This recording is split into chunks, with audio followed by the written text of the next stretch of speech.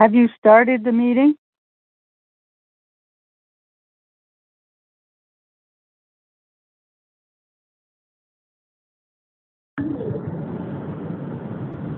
I'm on the phone. I haven't heard the meeting start. Okay, thank you. It's Linda Cook on that telephone number. It's been there. CATV, are you ready to go?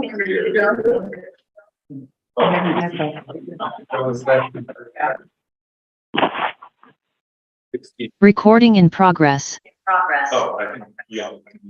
Thanks so much. Mark, thank you so much. There we go. I was guilty. We did it. We're good. All right. Okay. Good evening, everyone. Welcome to a special meeting of the Norwich Selectboard. This is Wednesday, March 29th, 2023. My name is Marcia Calloway. I'm currently serving as chair. I'm joined in alphabetical order by board members Roger Arnold, Mary Layton, vice chair, Pam Smith, and Priscilla Vincent. This meeting is being held in person in the Tracy Hall meeting room and via Zoom with CATV Jam broadcasting live on YouTube. The agenda and packet materials were distributed via the Norwich listserv, and they're also available on the town website under the Select Board tab. For housekeeping tonight, the agenda is full as usual, even though this is a special meeting. Board members and public attendees are asked to focus remarks so that we can understand the concerns expressed in the most time-efficient manner. If someone has already expressed a concern or opinion, please feel free to be recognized by the chair for the limited purpose of conferring with that person. As you will note, there are no microphones, but rather we have owls, which pick up the sound and the pictures. Board members must remember to speak clearly and loudly so that all participants in person and remote can hear what we are saying. For members of the public who are attending in person, please come up to the table in front of the board so that the remote participants can hear and see you. For remote public questions or comments through Zoom, please raise your hand to be recognized by the chair before speaking. For remote public questions or comments through the telephone, press *9 to raise your hand and *6 to unmute after being recognized by the chair. Our interim town manager, Brennan Duffy, will be managing admission to the meeting through Zoom, and I will be monitoring the Zoom view to acknowledge participants who wish to speak. Please know that we will reach everyone who wants to comment and that the order will generally be select board members, then members of the public attending in person, then people participating remotely by Zoom. The second item on the agenda tonight is agenda review. Notwithstanding looking at this agenda multiple times, I neglected to include anything about the two procedures that the board reviewed and approved in our two previous meetings. Both procedures are in the packet and they are here tonight for board signature, I believe. True? I'm getting an affirmative nod. Yes. Thank you, Miranda. Do we need to amend the agenda to discuss either of these documents, or can we just pass them around for signature? I would say pass them around. All right, thank you. So, yes, Mary? If there's a warrant, should we do that early? Yes. Okay. But when we're signing things, Cheryl isn't here. she's not here. She will not be here today. Right, so we don't really need to. She's remotely coming in. Okay. So is it okay if we just leave it where it is? The warrant? I think it's actually coming up. Oh, you mean as far as the order? Yeah. Yeah. Okay. Yep. So may we have a motion to approve the agenda? I move to approve the agenda. Second? Is there a second? I'll second it.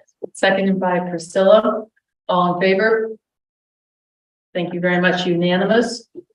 All right. I have added here informational items in general. I'm trying to get into using a template. There are no informational items tonight. Also reports. We had no reports submitted tonight. Action items for the evening start with the approval of the AP warrant. Let's start with, is there a motion to approve the AP warrant? So moved. So moved by Mary. Is there a second? Second. Second by Roger Arnold. Any discussion? Pam? I'm wondering why on the warrant, we're seeing the payment for the police cruiser coming out of the general fund.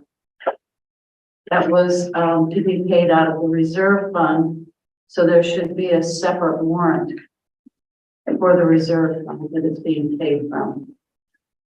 You want to speak to that? Yeah, I will try. So my understanding, and we did run this by Joyce, was that this is appropriate. This is how we've done these in the recent past as far as our warrants, and that would be why this is set up the way it is. That's not the proper procedure. Here's a copy of a warrant. Can you hand it down, Ron? If you could pass that down, please. When you pay something from a reserve fund, the only way that this board can know that it is being paid properly from the correct reserve fund is to have it paid out of the reserve fund to the reserve fund warrant. Okay, well, I know the date is April 17th of 2020, I believe. So, Right, so that's been the Past practice. okay. Well, Yeah, for tonight, I would say this is what we have in front of us, and if we want to have a discussion about the proper warrant procedures, I'm not opposed to that, but we don't have a separate warrant tonight. I'm aware that the treasurer has asked the finance department repeatedly to change the practice. And I don't know what fund this is being paid for. It says up here at the top that it's coming from the general fund. I believe it's coded for the reserve funds, my understanding. So I think this brings up exactly what we need to be addressing when we start reviewing procedures and financial policies. And I think that this has to be one of the first things that we look at, because I know that from the discussions that were had around the time of the audit and through the audit, we understand that things had to be shifted in order for things to be correct. And so we want to avoid that in the future. And I think further down tonight, I'm going to be suggesting that we get started on that study immediately. Right. My understanding is that under the last finance director we had, things were being paid out of the general fund, and then journal entries were being made to move it over to the correct fund, whatever reserve fund was supposed to be paid for. That's what when we could eliminate that step by just having it done right in the first place. Roger? I think this is actually like a deeply inappropriate conversation. Like, it's none of our business how these matters are operated. There's nothing illegal or unethical about doing journal entry. I wasn't implying illegal or unethical. I'm saying that to assure us. Inappropriate for board members to weigh in on the procedures of the finance office in this way. Just, if I may, yeah. we need to do things so that the board is assured that we're spending money out of the funds that we authorize. And when we see it coming out of the general fund and not the police cruiser reserve fund, I have some reservations about whether this is being paid in the right fund. Mary? I believe that when we made the motion, it was clear that it would come out of the reserve fund. I know that you're saying that in the AP warrant it's not, but the general funds of the town are in the general fund. So, you know, what we voted on was proper. We did our part. Okay. And this other procedure.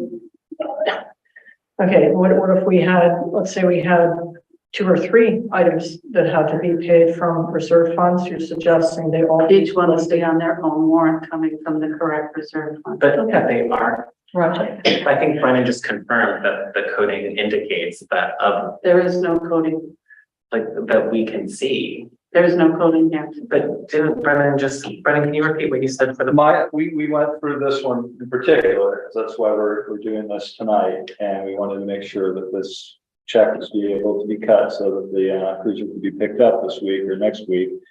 And I'm 100% confident that the coding is correct through this transaction. It's not showing up here on this warrant in front of us, but I know that Joyce was asking where should this money come from, and the invoice was to represent that this is coming out of the police cruiser reserve fund.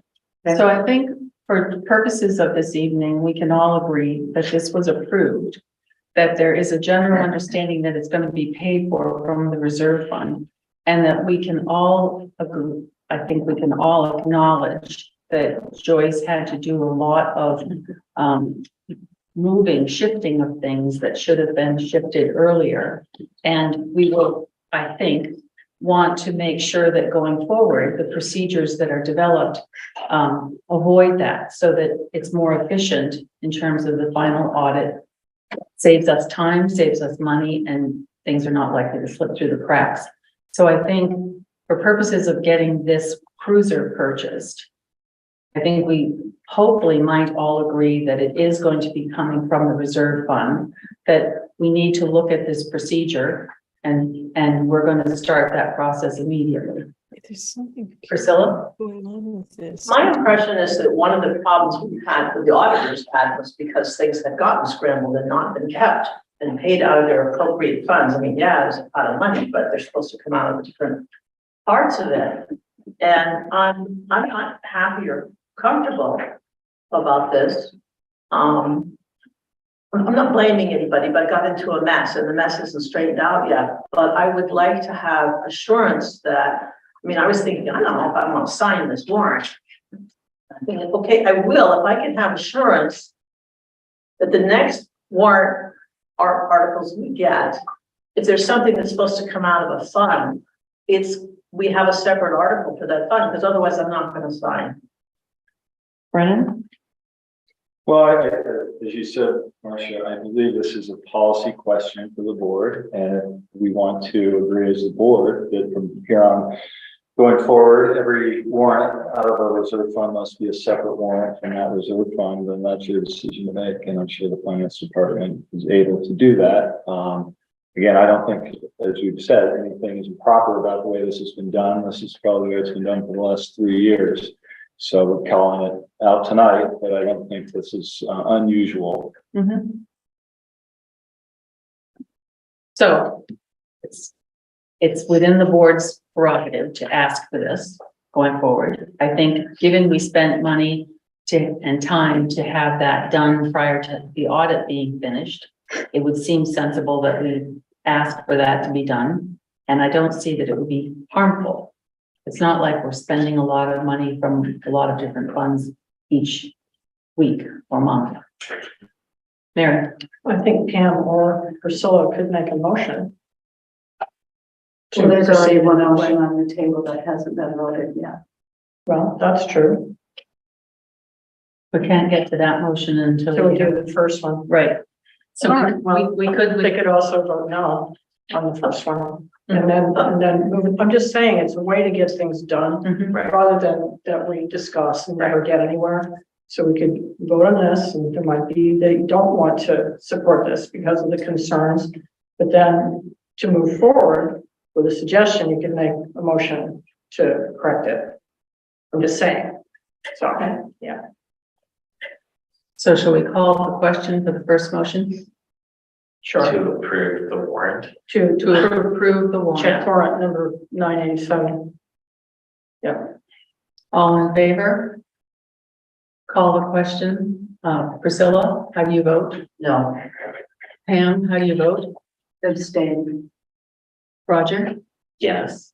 Mary? Yes. Marcia? Yes. Okay. Do we have a second motion? Priscilla? I would like to invent one. Yeah. Yeah. I move that any subsequent warrant articles we receive are broken out according to the correct fund. So those things that I now have. That's good. Is that clear?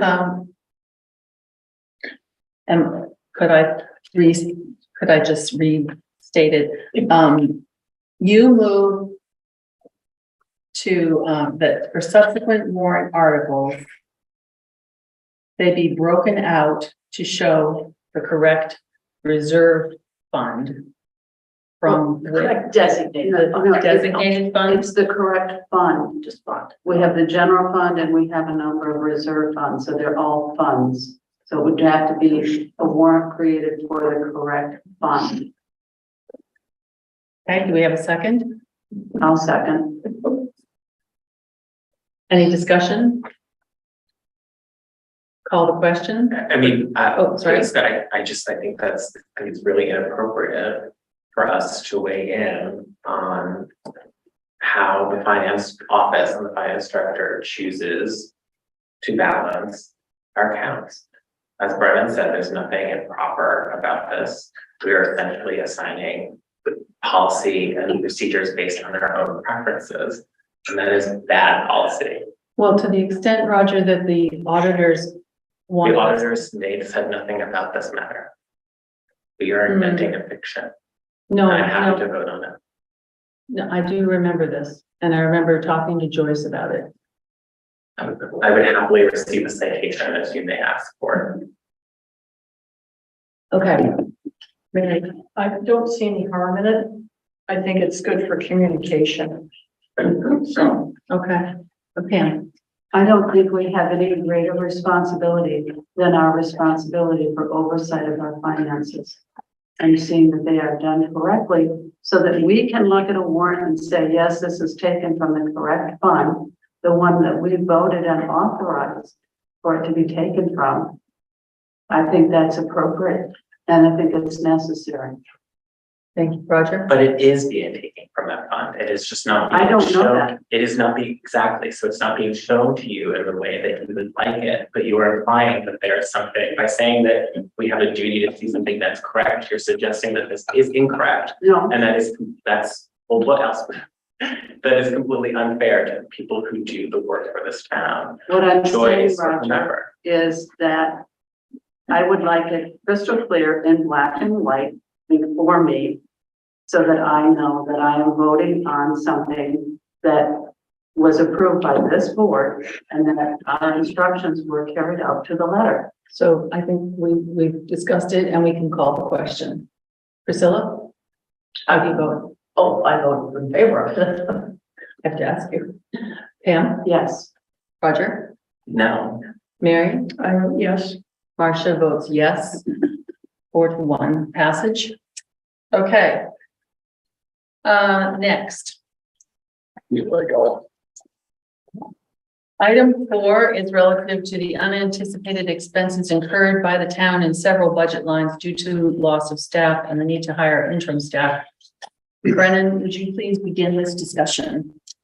I will. So I want to preface this by saying that this is really kind of connected to the second part of our agenda, which is going to be moving positions around a little bit in Gracie Hall from the town manager's office. And a concern that was made by, I believe it was Smith, that if we didn't have the correct budgeted amount currently in our line items for different positions, she would be reluctant to support some of these changes. So as we can see from some of our financial reports, we have overspent our line item budgets here in a number of different areas. And I have called those out here in my small memo that was in the packet. The one I want to start with, I guess, relates directly to the town manager's office, and that is roughly a $70,000 unanticipated expense that occurred when we had our last town manager separate from the town, and he was paid out a severance package and accrued vacation time. Again, up to $70,431. So that is the unanticipated expense that we saw in this fiscal year. And my suggestion, if there is going to be concern about what was going to go next, which would be talking about moving positions and creating a new position, which I'd like to move on quickly before the end of the fiscal year, this would be a remedy to solve that, which is we would move money out of unanticipated into the line items where they were expended from currently, and that would basically true up at this point our actual expenses for the department. So we have, as you can see in the packet, $70,431 was the town manager's severance and vacation. We also had, as we are all aware, our town clerk, long serving, has retired. She also had a significant amount of vacation time accrued, which was paid out to her on leaving her office, of roughly $16,000. So again, if we wanted to look at moving funding out of the unanticipated fund, which I think is, again, in my opinion, appropriate, that would also basically true up that line item in the clerk's office. Below that, I have noted a couple other unanticipated expenses that we have seen, and these two I'm, I guess, not suggesting that we touch at the moment, because I think we don't really know the full amounts that we're going to have here by the end of the year, so we'd just be guessing. But certainly the finance director, we have an unanticipated expense due to the Robert Half contract, which began in October, I believe, and a significant amount more being paid out because of that contracted services than what was budgeted for our in-house employee. We also, I think we talked about this at the last meeting, had a unanticipated increase from what was budgeted for our audited financial report. So we're about $15,000 over budget currently. I think we will probably see another small invoice there as well. And then our legal services line item is also well over budget already, and we have 3 months to go in the fiscal year. So we had budgeted for fiscal year 23, $90,000. As of right up to last week, we have expended $145,000 in 91. So we're about a little over $55,000 over budget currently. Again, I expect that we will continue to have legal expenses here throughout the final 3 months of our year. So it doesn't make a whole lot of sense to try to guess what that would be. So I guess what I'm suggesting here, at least for consideration, is that if there is going to be a concern about making some personnel changes within the town manager's office that would basically put us over budget, which we already are, I think the clearest way we could rectify that would be to move funding, or at least request our finance director move funding out of that unanticipated fund into the line items where they have been overspent. Those two line items, the clerk and the town manager. So that's, I guess that's my suggestion. Thank you. Any discussion, questions, or does anybody understand or not understand what's being proposed, Roger? So is the issue that these line items are over? Is there enough money in the bottom line to transfer? Yeah, we have, I believe it's $750,000 in the anticipated fund. And it is there, again, usually as a true up at the end of the year. No, I meant the current operating budget. Are there any funds remaining, or is it just these? So I understand that the line, there's some overspend on the items. Yes. But is there a surplus in the bottom line of the operating budget? I guess is my question. I just wasn't sure of that. For the town manager's office? No, for the town, for the operating budget. I don't have that number. I assume 3 months for 3 months to go in the year, yes, we still have a budgeted amount there. We just overspent on some of these items and underspent on others. So it would make no sense to me to take from a reserve fund spending for particular line items when we still have a bottom line that we can draw from. This is again, this like we're weighing in on sort of, because we're weighing in on matters that we shouldn't be, I think we sort of confuse the plot. I don't think we need to authorize reserve fund spending for certain line items if there's just money in the bottom line for the budget. Just do a line item transfer, which is in your authority to do, and we don't even have to talk about it. Well, I think he was trying to bring it up because he was thinking about using it from that unanticipated emergency kind of fund. And what I'm saying is that if we have funds, and I think we're not sure this answer, if we have funds in the current operating budget, just not in these line items, just pull from there to a line item transfer or a journal entry correction.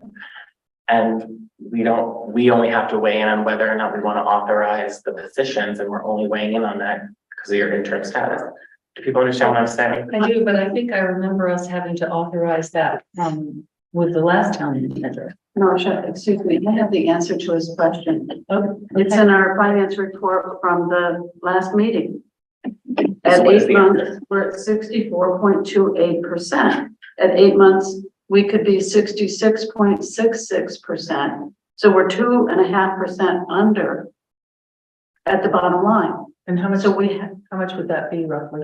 2.5% of 5 million, 75,000. So what I'm saying is, do we need to authorize reserve fund spending at all? Is my question. I'm trying to. I think that's Brennan's question. So that is, I'm fine with not doing this, but the next piece of our question for tonight is going to be moving positions around that are going to expend more funds out of the line items that are out of the budgets that are already overspent. So if that's not a concern or a question for the board, then no, I guess I brought this to your attention that we have line items overspent, and we'll go on with the next agenda item. Yeah, like, so for me, it's like, so sorry. Roger? So if we're overspent in the town manager's office, but underspent in state planning, you would do a line item transfer from that to the other one. It would be a journal entry transfer, I imagine is what it's called in the finance office. And thank you. Right? Dan?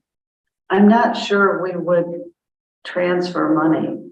I think it just comes down to the bottom line. Of course, yeah. And if we're within budget, then we're fine. And if we find when we're getting down to month 11 or 12, that it looks like we're going to run a deficit based on decisions that we've made for spending, then it would be appropriate at that time to consider making this transfer of funds from the unanticipated fund, reserve fund.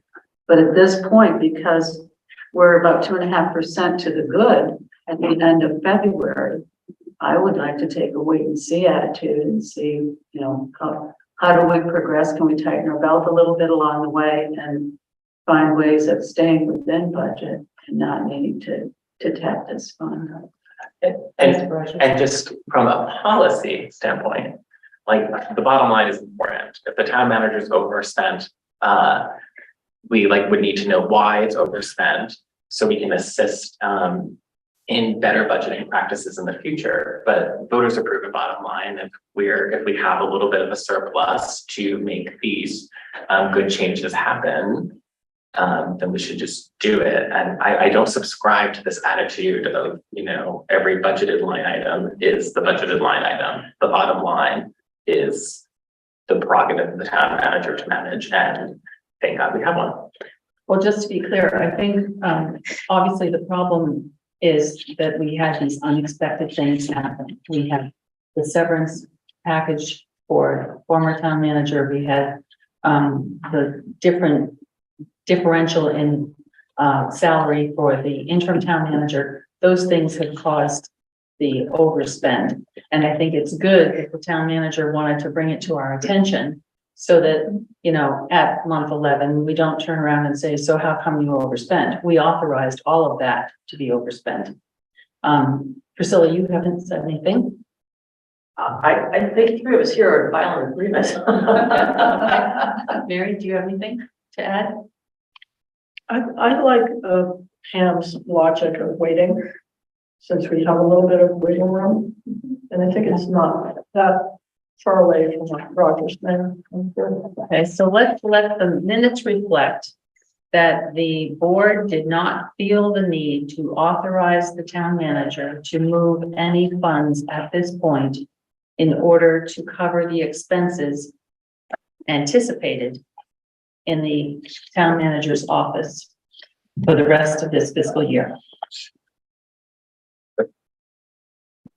And then just follow up, and I don't know if this is another part of this agenda item. Are we looking for authorization from us for these positions? That's next on the agenda. All right, thank you very much. So number 5, the town manager open position updates with a possible executive session if it's necessary. That will be up to the board. And that would be regarding employment or evaluation of a public employee, which provides, and that statute, which is 1 VSA 313(a)(3), which provides that the public body shall make a final decision to hire or appoint in an open meeting and explain the reasons for the decision during the open meeting. So, Brennan, would you like to begin the discussion? I would, and if we could, because we have Bree, our rec director, and Chris Kaufman, our DPW director, here to speak a little bit about the one of these. If we can move the other positions up to the top of our item 5. So. Okay. I just want to ask, because I wasn't looking at the board, Omer Trayman, did you have something about the last item, or are you anticipating something about item 5? Yeah, no, can you hear me okay? I haven't Yes. tried the hybrid. Yeah, no, I had just sort of a comment and question about the last item.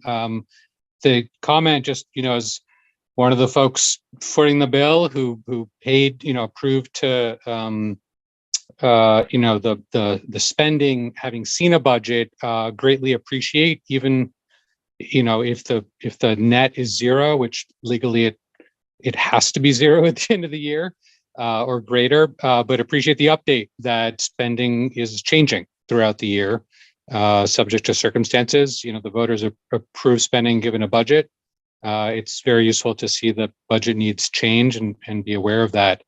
The one question, and I would encourage the board to visit this topic in public at some point in the near future, is this concern that regardless of the reason, we're spending 3% of our budget on legal fees. And I think the question is, what are we getting as a town?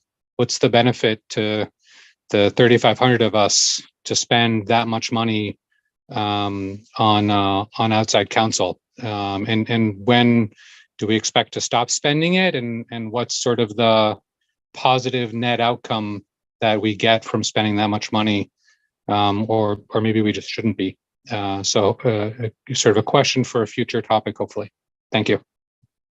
Thank you. And I'll just say that question has come up recently, and we can give an answer. I'd say we could do something in the next packet. Okay. Sure. All right. Next, Brennan. Okay, thank you. So what I am going to propose here is for consideration at this point. But Bree and Chris came to me recently with a thought, which I think is worth considering. And that is that we've had a building and grounds technician position open in our DPW department for about 7 months. We've been advertising for that to try to find a candidate to fill it, and have had no luck doing so. At the same time, we're now almost in April, and we're going to have spring sports starting, and fields will need to be mowed on a regular basis. And we don't really have a good answer for how that's going to happen right now. On the rec department side, we had funded through the budget last year another assistant position that would work out of the rec department. And the proposal being made tonight would be to consider moving the ground and tech position, making that basically a non-union position that would work under the rec department and would basically assist Bree in her programming and administration, as well as taking on a bulk of that mowing job that is going to be needed here. And then looking at an equipment operator position being created, another equipment operator position being created for the DPW. So as the position that's open right now that we could talk about potentially eliminating is not staffed, I don't think there would be any real repercussions. Our hope would be that the union would see this as a positive, and that they would have another bargaining unit employee that would be at a higher pay rate joining their union in that extra equipment operator. And on the DPW side, I think we could also see some benefit in having an additional body there for winter plowing next year. So as you recall, there was a number of roads that were contracted out for plowing this year due to a lack of available CDL licensed drivers. So having an additional equipment operator that could serve in that capacity might actually save us some money next year, and not having to contract an outside vendor for that. So with that, since Chris and Bree are both here, I don't know if I've explained that succinctly and fully, but that was our proposal here. I will also say that we had reached out to the union. I had yesterday via email just to let them know that we would be talking about this, kind of a effort not to blindside them with a discussion about removing a union employed position this time. So we have, I guess, a little discussion to continue there on the union's position of, again, making this kind of a swap, I guess, is how I would look at it, as opposed to an elimination. So we would like to move quickly on this, only because we are again entering April. We're going to have to try to hire for a rec position, again, that non-union position that would be the assistant to Bree and would be tasked with a lot of the mowing, but we don't really have an understanding of how long that might take to find a candidate. And then we would also, again, if this is approved either tonight or in the near future, be able to advertise for that additional equipment operator position and get that filled as well as soon as we could. So just for clarification, we're talking about the pre-approved assistant position actually being tweaked a little bit to incorporate that function that's required for mowing, et cetera. It adds one aspect to it, but the rest of the position is the same. Pam, The assistant to the rec director is in the FY24 budget, right? It's not in FY23. So that would be starting July 1. I believe it is that That is your plan? Yes, that is correct. Okay. It's starting July 1. Yeah, I mean, to the same point that I think we're going to discuss about monies being moved around, or if we had an urgency here. Obviously, there's money not being paid to a building and grounds technician in DPW right now. So if you look at it as we do have money in a general budget that would accommodate hiring somebody earlier than July 1st, and we could then begin to utilize their services, which again is kind of an urgent need at this point. okay, Mary? In thinking about eliminating the buildings and ground person position, is that position mainly focused on field maintenance, or would be losing other sort of valuable tasks by eliminating that position? I'm a little concerned that we're sort of reacting to the tight labor market in kind of odd ways, because we need people to do the job, and kind of messing with our structure long term that we might need to have, certain tasks over the course of the year completed. So I'm wondering,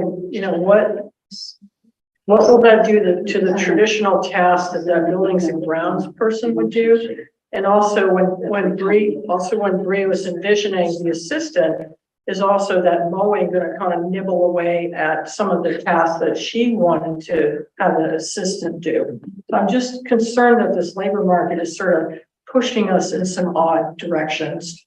I would agree that it is, and we're kind of in a reactionary stage right now due to some emergencies. I would actually like to let maybe Chris Kaufman, as the DPW director, answer your first question there about the traditional role. I believe in the summer it has been mostly related to ground maintenance. But it traditionally is a full-time job, right? So perhaps there are other tasks like clearing the sidewalks in the winter that would not be done because that's eliminated. I'm a little concerned. So maybe Chris can explain. Chris, just a moment. Sorry. Are you ready to speak to us, Chris? Yes, that's the thumbs up. All right. 2 thumbs up. And so, Chris Kaufman, identify yourself. I'm Chris Kaufman, the DPW director for the town of Norwich. Thank you. Hello, everybody. So you had some questions about the building and grounds person, and so their function has been in the summertime from my experience, has been to focus on the athletic fields, the mowing in particular, also some other functions related to that. Historically, I think there's been more effort with aeration and different fertilizing efforts that didn't really work out because the skill set wasn't there for this particular person. So I think historically our success has been with cutting grass and doing just general maintenance for that level of person we bring in. During the winter time, that person would move over into the DPW and do the plowing work. So creating this other position would fill that gap that we currently have. So that wouldn't be an issue at all. In particular, of course, when they could also come in and help us with the additional plowing effort if for some reason we don't fill these other positions. But from what I envision, this could be a win-win for both the Department of Public Works and the Recreation Department, because we would still perform our functions in terms of roadside mowing and supporting the town, the building and grounds person as needed, the rec department as we typically do. We would house all the lawnmowers and everything we have and do the maintenance for those equipment as we do. At the Public Works Department, this person would just come over and access the equipment and do that very function. And we'd also be able to support if a multi-person effort needed to be done. But what we did last year really drained the Department of Personnel because we were not only short-staffed, but because we were trying to also perform those obligations, and we were significantly reduced for work that we really needed to be on the roads and other DPW related activities that needed to be done. So I really feel like housing this person in the rec department makes sense to me after discussions with Bree, and that we would still continue to perform related functions that involve roadways and grass cutting and other tree trimming activities and things. So, Roger. So I definitely can't act on this tonight because I need a lot more. I need a lot more information. I'm very like, well, I'm not surprised. I kind of saw this coming, but nonetheless, I think we budgeted that rec position with this idea that they would serve a deep programmatic function and they would be creating revenue generating opportunities, and that was, and as a result, there wouldn't be this increase in expenditures. I didn't necessarily think that it's fair to have that position have that mandate, but nonetheless, that was what our discussion was. I think if they're mowing grass, they're not going to be creating revenue generating programs. So I would like to see, I think we've been talking a lot about job descriptions in this space these days. And so it seems like maybe we should see how what the original job description was and how the job description will be revised. Also, I think it's probably a good thing to add an equipment operator and the buildings and grounds person, but that is also an additional expense. And it is also a publicly bargained position if there's some issues with that as well. So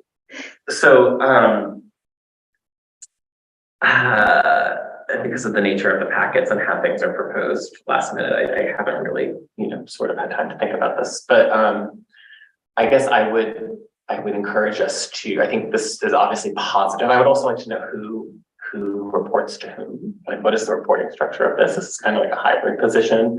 They're performing public works duties, but obviously are reporting to the rec department. I'd like to know more about that. So which is all to say is like, I definitely, if I'm going to be forced to act upon it tonight, I'm going to have to abstain or vote no. But I would like more information for a subsequent meeting, and I could put my questions down on paper so it indicates that I'm supportive, but have some questions. And I have to agree with Roger. Just coming to us with all this verbal stuff and for us not to be able to look at something, read it, digest it, understand what monies are we talking about, what duties are we talking about. Well, it's just too much to try to do with no notice. And I think what I think was the intention here was to broach a subject which is in both the union world and non-union world for a new position that hasn't been filled yet. And so I think the idea was to see if the board had an appetite for even considering this. And if that's the case, then that would mean more work would be done. But if it wasn't the case, then we would not. Is that correct? Yeah, I mean, at this point, this is being proposed as a solution to a problem that we will have upon us shortly, which will be how do we cut the grass in the fields where our kids are playing. And again, I don't know that we have to leave tonight with a full approval to go forward. I wanted people to talk about it and understand it. Again, I think Bree maybe can add a little bit more, answering some questions about her vision for the position. But yeah, I'm fine with us not having a motion coming out of this meeting, and we can come back on April 12th and answer any questions at that point, and have a period of time to talk with the union folks about any concerns that they might have as well. But again, I don't think it's worth doing that unless the board indicates you're willing to consider it. So it's not a vote, yes, we'll do something, but an indication that you're willing to talk. Pam? I don't know what we would even be agreeing to at this point. Exactly. There's just, it's a lot of talk, and it's hard to grasp all of the nuances of what is being proposed. And if it's just a matter of getting the grass mowed at Huntley Field, are we looking for maybe a contractor to come in and do that? Right. And would that be cheaper than a full-time person? Because it's a seasonal need. So unless we see a proposal in writing with all of the details of the duties and the monies and, whether the union would even think about allowing us to do this, I don't even know what we would be agreeing to. I think you're not agreeing to anything other than, do you want them to get more information and come back? If they want us to consider it, I think that's absolutely essential. Okay, Mary, I think you were before Priscilla. Did you have something to add? I'd like to hear a little more from Bree, as we heard from Chris, but not from Bree. I'm just trying to get to the board. I do agree with Pam and Roger that this needs to be a little more concrete. And also I'm a little concerned because I think, Bree had a vision for this assistant, and it's like mowing grass, I mean, that's, get somebody to mow the grass. I'm gonna set a fire person mow the grass. Priscilla? I ask your patience with me because I'm feeling a little cranky tonight. But I've been sitting here saying, what do you have, Pam, that I don't have? Which piece of paper? And some of this stuff didn't come out until 3:30 this afternoon. I was like, oh, good thing, I saw that, but there's nothing here that says anything about the rec department being involved with any of these positions, unless there's something else that I really totally missed, but I just checked my email.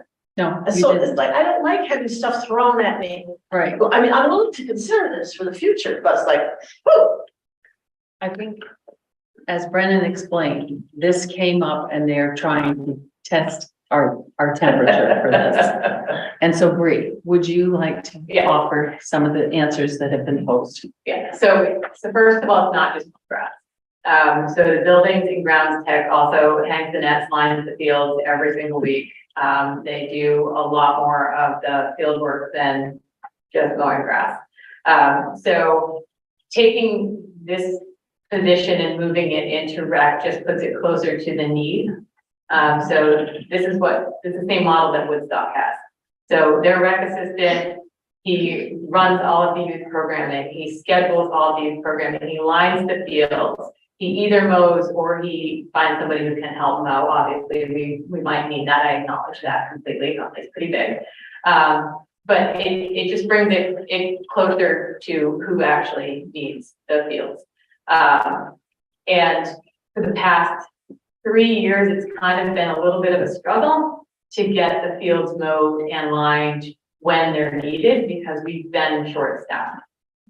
So yes, this is reacting a little bit to a need that we have, but and also it is still self-funded, Roger. It is, I would still keep aftercare for next year. Aftercare is what makes the position possible. And that is a huge need in Norwich, and I know a lot of people want me to open it back up and not having to do the youth sports scheduling, which takes an enormous amount of my time in the spring and the fall and the winter. Having somebody who can do that actually opens up a lot more of my time to help with managing an aftercare program, which is good. And you had something? Yeah, I'm just curious as to, what person you're looking for, someone who can do the mowing? A unicorn. Yeah, I was gonna say a purple unicorn. I'm looking Maybe for one that can even speak Spanish. I believe that they are there. But somebody who can do the mowing, who can do the line striping, who can, you know, supervise the skating rink in the winter, and, I mean, So a lot of those. there's only one breed. That, Okay. I need another one. I honestly need another one. So the rink, actually, I did change that, and I will send the new, position as I drafted it, to Brennan. And we'll make sure that, I believe we'll make sure that they all have a copy of it. So the rink maintenance, we have a very strong head hoser who's just moved to town. I am really confident that he's going to be able to keep that going. So rink maintenance is really me making a couple of calls, or this rec assistant making a couple of But calls. my concern is, you talk about the field maintenance, but what would that person do during the non-Huntley field times? Oh, there's a lot. Basketball season here is. Okay, so there would be enough duties, but you have to find the right person who has the breadth of experience and skill set to do all these things that you're looking. Yeah.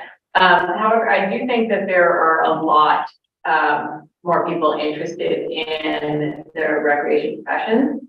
So if I use hireability in the summer, which is high schoolers from all around Vermont who aren't looking for a traditional path to employment. And so they come and work for me as counselors, or, you know, sometimes they help set up fields. It's happened before. And there are a lot of people out there looking for positions that aren't traditional and allow them to be flexible. So are you looking for one person who would do all this, or are you looking to maybe have someone who does the mowing and the summer stuff and then somebody else? I'm looking for one person, and if there's something that we can't do, we can help schedule it with DPW, or that's when we come back and say that we do need some help and we might need to contract one part out. So Bree and Brennan, I think what we're hearing is that we need to see a job description that includes, you know, line of command, who's doing what, and how the position is going to be divided, and what you anticipate for the shared responsibilities for both departments. And Priscilla. Part of my confusion is the thing I'm looking at here, which is job description, says that it would be a shared position with the town administration and public works. That sounds That's a like different position. Different position. Well, how You didn't receive.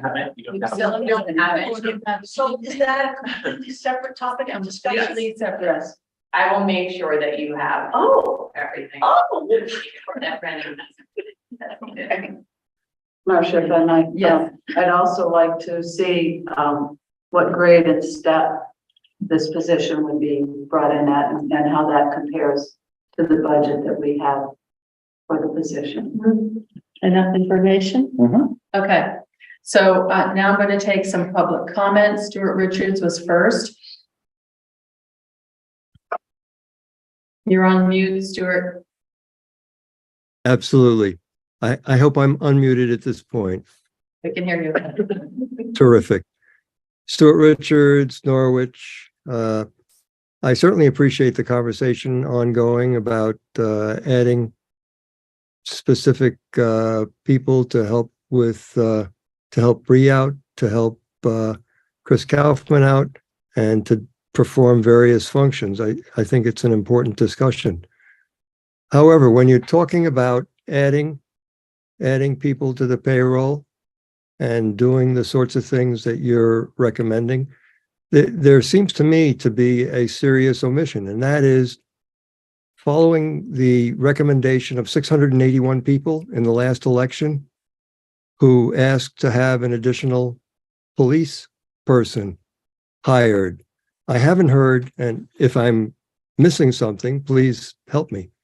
But I haven't heard any discussion whatsoever about funding the request of 681 people in the last election to have an additional police person.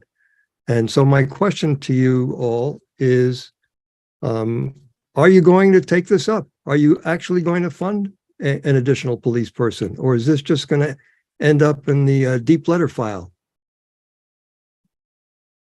Thank you, Stuart. As you know, we've already done the budget for this year. That was an advisory article. The advisory article passed, and that tells the board when we're budgeting, we need to be thinking about that. So that's all I can tell you at the moment. So Thank you. would it be a further follow-up on that? So would it be possible for us to amend the budget by having a special town meeting so that you would take this under advisement and be required to hire an additional police person if we had a special town meeting that endorsed this idea? That's not anything that I can answer at this time. So hold that thought. I can't help you with that tonight, but thank you very much. And we haven't forgotten about this, I assure you. I'm going to move to John Cushman. Thank you, and I'll be very brief, but as you move forward in considering this recreational department and mowing matter, I hope that you will bear in mind the situation with the equipment that does the mowing on those fields. As you'll remember, last year, the town purchased new equipment, which was a seated zero-turn mower that runs on fossil fuels. This was presented to the board as something of an emergency, and my understanding was that the DPW operator, that it was inappropriate to use a standing mower, which we already owned, for this purpose. In addition, it was stated that this operator would be using this mowing equipment in the season a full day at a time, 8, sometimes 10 hours a day, and that this was a barrier to using an electric mower, that electric mowers could not last for that duration, even though they have zero carbon emissions. So this raises a lot of questions for me. Would the recreational department employee be using this equipment that we purchased last year? Would that employee be using it in a full-time capacity, as was stated to be the case last year? Do we no longer have a DPW employee who was described to us as being the person who would be using this equipment last year? Has that person left? I find myself confused, and I would remind the board that when they approved the new mower, they also approved a testing of an electric mower when one was available that was capable of working these long hours and doing the job that we needed. My understanding is that Toro has come to market with such a machine, and so I hope you'll integrate the testing of an electric mower into your considerations while you deal further with this. Thank you. Thank you, Jack. I remember all of those things that you brought up, and I think those are good questions. And I think we need to have some answers from Chris that can be funneled to Brennan. Okay. Charlotte Metcalf. Yes, I have a question about how this employee who would be helping Bree will be helping the town during the winter months. I didn't quite understand how it would be an asset to have this person as a year-round employee for Norwich, and what equipment that person would be required to be able to operate. Because mowing lawns may be one thing, but clearing sidewalks is another. And do we have the kind of equipment that the same person could operate, if that's the hope for the person? Thank you. Thank you, Charlotte. We'll ask that those questions be answered as well. All right. Do we need any more discussion on this, or shall we move to the next position that you wanted to discuss? Oh, we're all okay there, so we'll come back with some further information and answers to questions for April 12th. Great, and have that in the packet. So I'm just gonna, maybe I'll work my way back up here on the item 5 memo. So the next position that I just want to speak briefly about is our planning director and zoning administrator position. So that was again back in December and January when we were discussing the budgets approved. We would try to find a full-time, fairly highly compensated employee that could handle both of those roles, because we had not had any luck finding one part-time zoning administrator and a planning director. I will report you to date not had any qualified candidates interested in the position. We are continuing to advertise for that, and as you recall from last meeting, we are going to continue with the Two River contracts so that we have Kyle Katz as our interim zoning administrator. I guess that's all I have on the position. I will say that the planning commission chair did reach out with an interest, which I'll just throw out as a consideration here, of further contracting with an outside vendor, Two Rivers perhaps, to allow the planning commission board to move further along with some of the land use and zoning rewrite work that was, I guess, going at one point and has kind of come to a standstill. So again, what that looks like, and maybe we'll wait until after the boards are reconstituted with new candidates and take a look at whether they feel they have a capacity without a director in place to kind of move forward with some of that work. But I did want to bring it to people's attention that there is an interest there in kind of continuing to move that forward. Thank you. That's all I have on that. The finance director. So this is a big one. As we know, we have been trying to find a replacement for Joyce Hasbrook, who is a Robert Half contracted employee who's been here now since October, and I think done a really nice job of stepping into that role and keeping the department functional and moving forward. Unfortunately, we have gotten notification from Joyce that she is not going to be renewing her term here when it expires on April 30th.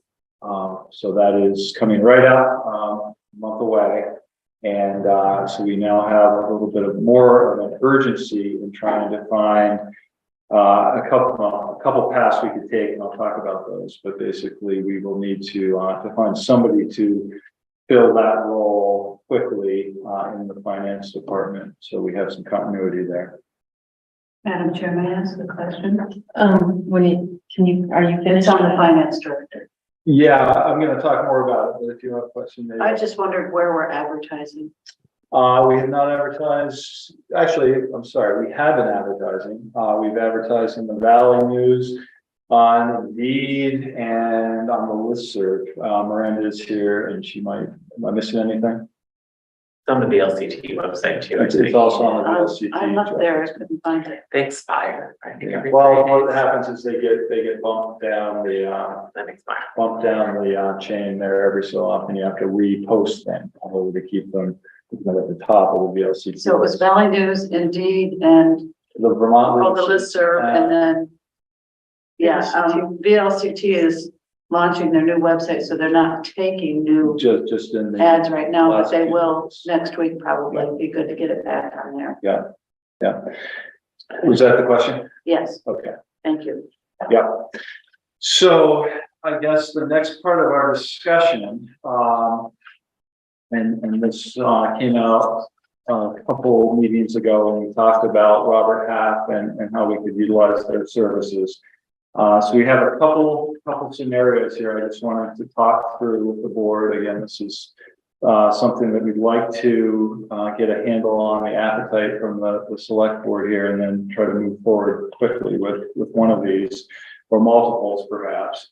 So Robert Half has 3 departments that could in fact assist us here. One of those is the contracted services that Joyce works for. So basically they're a Robert Half employee, and they come in and take temporary work The second one is attempt to hire, where they have folks that will come in on a temporary basis with no commitment. And then if the employer is interested in keeping them on after a certain period of time, they are able to do that.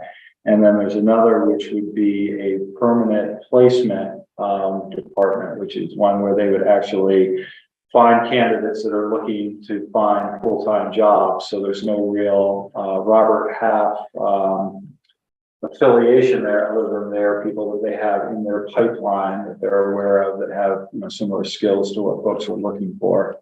And then we can also continue to look for employees, independently, which I suggest that we will.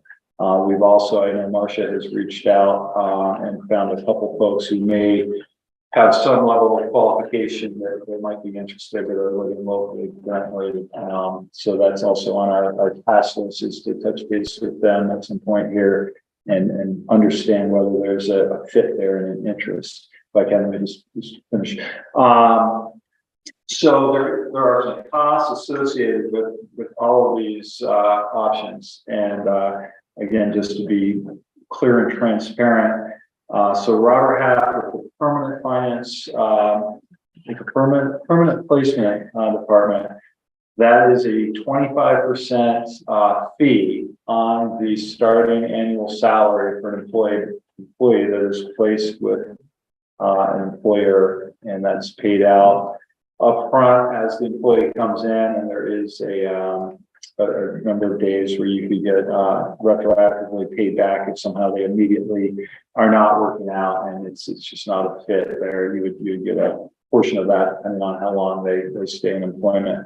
A second department there, where it would be a contracted temp position, basically it would be the same as what we have with Joyce right now, where she is a Robert Half employee. We pay Robert Half and they pay the employee for the amount of time that they're working.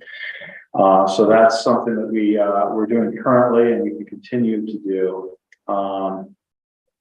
And then the other piece would be this temp to hire, which I believe has a fee structure associated with it. If you hire the temporary worker into a permanent position, you do pay a fee, and I'm not aware of what that is at the moment tonight. We're gonna maybe talk more about that if there's an interest there. So those are the past. I will also say we had budgeted for the fiscal year 24 budget an annual salary of $91,000. We are hearing, again, coming mostly from Robert Half, that the industry is potentially going to be seeking a higher wage level than that. So again, we don't have anything really budgeted for that. We're already over budget in that department due to the changes that happened here in the fall. But I think we have to just kind of look at this with our eyes open that potentially the $91,000 salary might need to be adjusted up in order to find a candidate that we could hire and hire quickly and I guess attract the attention of folks who are out there looking. I will also just add, just people are probably aware of this, it is a very tight hiring market right now. So when Miranda and I spoke with the representative for the permanent hires for Robert Half, she suggested that we do need to be ready to move quickly if we indeed interview a candidate that seems like a good fit there. And it's almost like a home seller market where folks are asking or paying overprice or offering additional bonuses on if they find the right candidates that will lock them in and hire them. So it's a strange employment environment right now, and we're obviously in the middle of it, trying to fill these professional positions, exacerbated probably by our housing crisis in the Upper Valley and the inability for folks to find new housing if they were to come here from another location. So we will continue to kind of look locally. I guess this will serve as a notice to anyone listening or might have a friend or neighbor or relation that works in the accounting field, that we do have an opening here, an opportunity to take on this role with the town.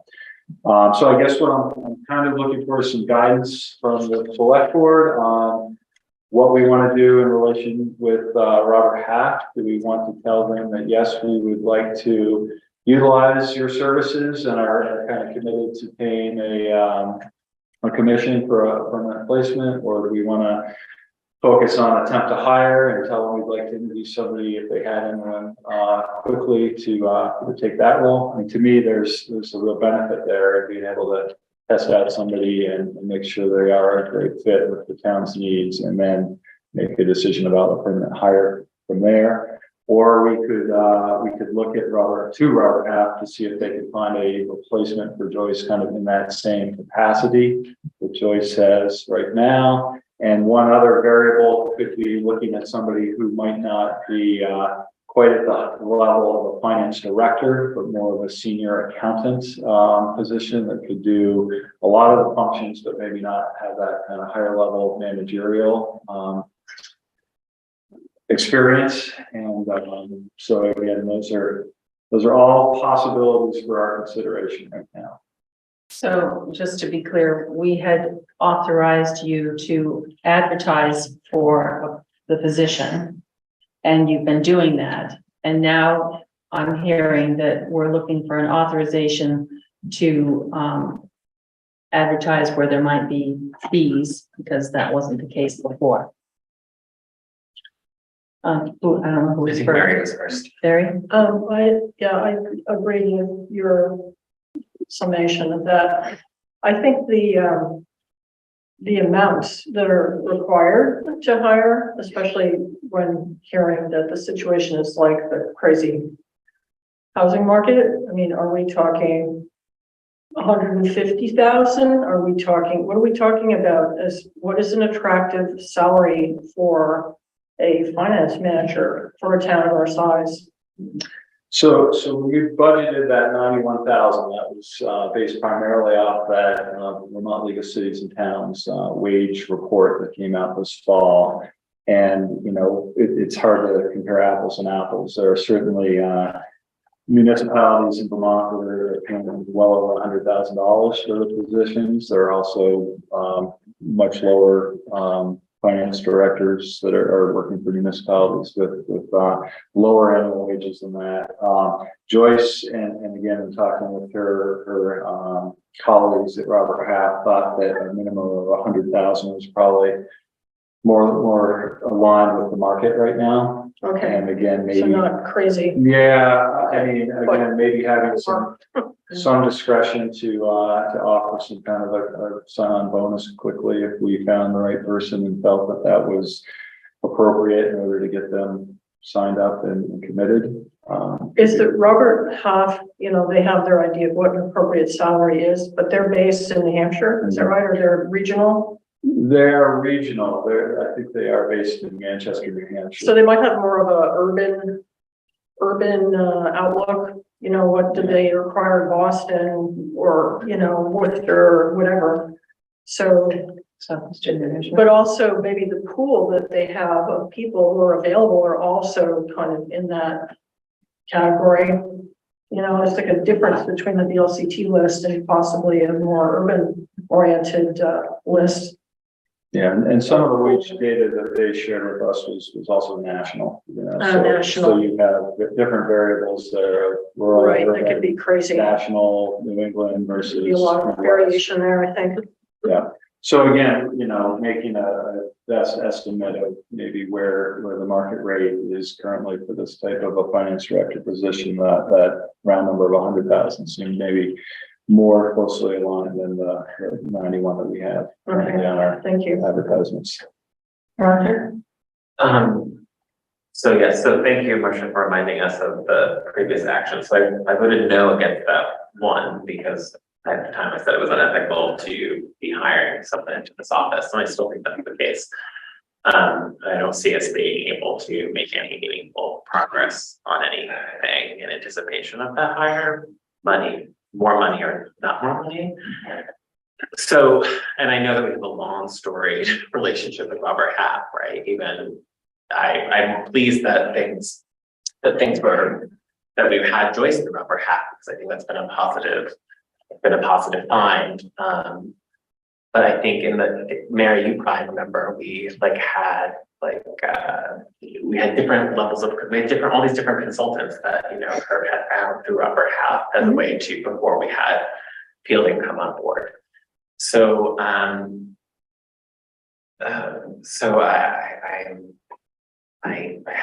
have some deja vu.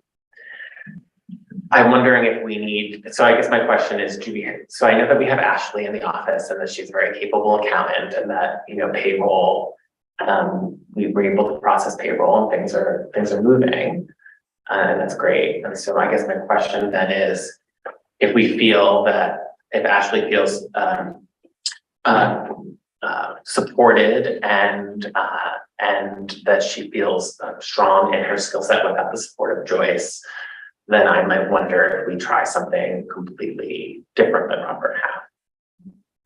Do we do some RFP that where some firm is able to look at some of the root cause analysis, do a root cause analysis of our finance office at the same time that they're onboarding someone?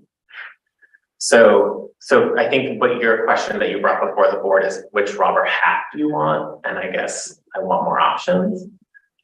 I don't want a Robert Half option. So you don't want to authorize Robert Half to do any? No, I don't think it will make any material difference. I think we'll just be having the Robert Half conversation in 3 months. I think I would like to know if Ashley feels supported and supported in her role, and that payroll and the finance department can keep functioning. And if that is a yes, then I think we need different options for us. Well, if I can just offer this, from what I've learned, she's doing an exceptional job, but she's not cross-trained. Neither of them are cross-trained, and each of them are doing distinct functions. So I think that we don't really have an option. We have to have a replacement for Joyce in order to function. Is that correct? Yeah, that's my firm belief, is without somebody there kind of in a managerial role, we're going to have a real issue in 4 or 5 weeks. Now, one thing that I did discover from one of the people that I contacted, there is a remote, what's it called? Your remote contractor, controller or something. And so it's sounds creepy. But Marcia's just proposing a different structure, and I think that's what I'm also suggesting, is some kind of process that invites a different structure. Well, I'd hate to see us limit ourselves, because we're being limited for force. Just, the world is limiting us in many ways. So I think we need to keep all of our options open. I'd prefer to see us authorize Brennan to at least talk with people at Robert Half, and also start exploring these other things. He mentioned that I had people have been giving me references for folks in the area. So I think there's, and whatever we choose doesn't necessarily have to be the final choice, but I do think we need to just keep functioning. So, and you can't put all your eggs in one basket. You just have to keep, your mind open. Yeah. Brennan answered part of the question that I raised my hand about earlier. The cost, 25% of a permanent placement. The contract, we're currently paying $101.50 per hour for Joyce. If we were to contract for someone else, would we be looking at a similar amount of money? I believe we would, yes. So that's like $204,000 a year if you keep them on for 2,040 hours. I believe it's a little more than that even. Yeah, so, but you didn't have the information on the temp to hire. And the temp to hire, I find, is the most interesting option, because you have a chance to look at the person and get a feel for whether, it's a good fit, whether they like us, we like them, and there's no long-term commitment. You haven't paid 25% up front, and then they, 3 months later they're gone. for the last one. She was gone within, I think, a month. So I would say if we're going to continue with Robert Half, I'd like to know what that temp to hire cost would be. Typically, if you keep the person on for a certain number of weeks, then they can transition to your payroll with no fee or a very small fee. If you bring them on sooner, then obviously the larger fee kicks in to transition them to a permanent employee. So I see that as kind of a middle of the road approach to, it's not a high-end expensive contract and it's not a big upfront fee. It's kind of pay as you go, and we get to know that person, they get to know us. Priscilla? I like Pam's idea. And so would the two of you favor just going with Robert Half for that limited option as opposed to? Well, Robert Half is kind of specializes in finance, right? Isn't that their expertise?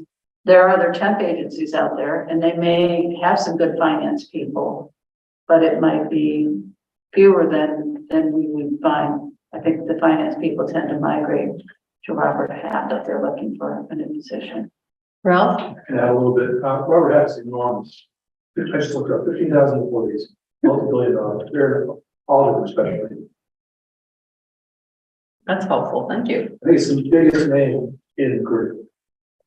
But if there's a lot of temp firms out there, I mean, there's Kelly Girls, there's Randstad. I can't even think of all the ones that we've used when we had our business, because we needed seasonal employees to get through the Christmas season. And we used a lot of temp agencies. But my understanding is that Robert Half has kind of made a name for themselves in the finance area. Well, ladies and gentlemen, what shall we do with this? We are going to have no one in Joyce's chair in April, at the end of April. End of April. Priscilla? Could we do sort of a hybrid thing where we say, okay, Robert Half, let's go with you. Let's, when we find out the cost, try this temp potentially to hire. But at the same time, could we be seeing if we find somebody through other advertising in case? Yeah, I mean, I think that's our best option right now is to have everything available on the table. I would like to leave tonight with some type of assurance that we can speak to Robert Half and say, if you can find us a attempt to hire an employee that's a good fit, that we're willing to work with you. I feel disingenuous telling them to, you know, help us out here with no guarantee that we're gonna commit to this at the end. But I think, again, talking to these potential local options, it makes sense. I think we can re-energize our attempts to post the position out there. Again, I think part of our problem is, again, we're here in the Upper Valley with kind of a limited population of folks who are available and kind of a difficult environment for somebody from outside the area to come into. And you know, that's why, you know, Joyce is out of Keene, New Hampshire. So she's coming in one day a week, working remotely. You know, I think everything's on the table there as well. If we can find somebody that's somewhat local. But I do also think, especially in the short term of training somebody, like ideally we would have a little bit of an overlap before Joyce is gone and this new person is in the role for Joyce to do some training and you know, the complexities of how that will occur are daunting. So do we have a motion to authorize Brennan to proceed with the Robert Half temp to hire? I'm a little nervous because we don't have an amount. Yeah, I talked to Joyce. I think we could have an amount if it's just a matter of sending out an email to the board with, here's the fee structure for attempt to hire. We can have that by tomorrow afternoon, probably. Pam? Typically, you pay based on the skill set of the person. So in attempt to hire, it's going to vary based on the person coming to the position. you know, if they have a lot of experience, Robert Half is going to charge more to send them in than somebody who has less experience. So getting a set hourly rate will be difficult until they identify someone.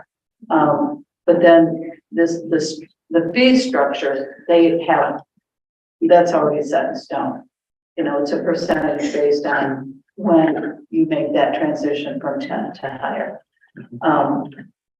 Well, let's wait to hear from Robert Half and get the exact.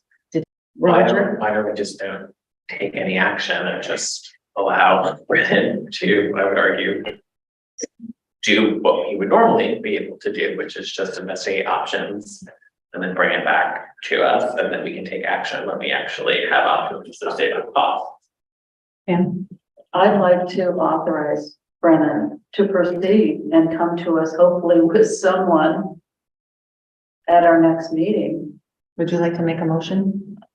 Sure, I will make a motion to authorize the town manager, the interim town manager, to work with Robert Half on all of these services they provide and come to us with a proposal on April 12, our next meeting, to bring us options, you know, hopefully someone that we can work with and hire.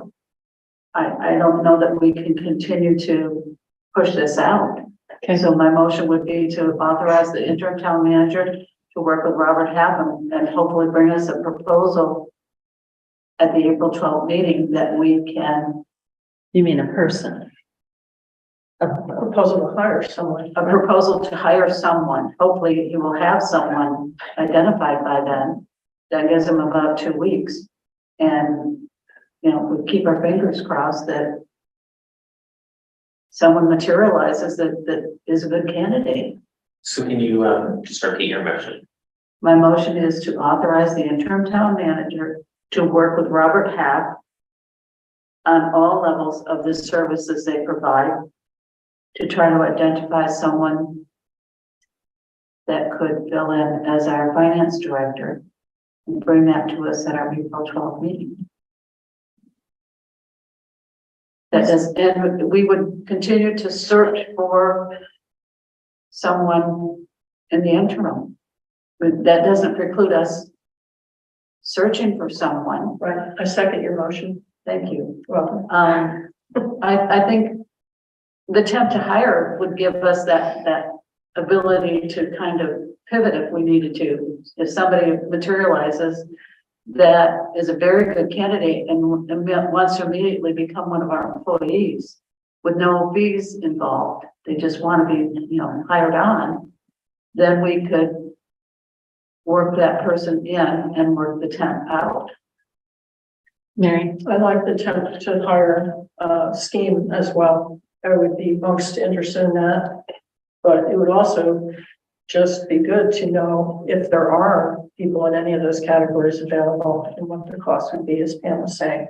So If I could, so I'm happy to go forward with this. I do want to keep our expectations grounded. There are not a lot of employees looking right now. I think we'll certainly have candidates that Robert Half can identify. Again, some of those might be on the permanent placement side. And again, I want to be sure we're all understanding that if we hired somebody at $100,000 for the permanent to hire through Robert Half, we would be paying $125,000, and we wouldn't really have any ability to not move forward with that.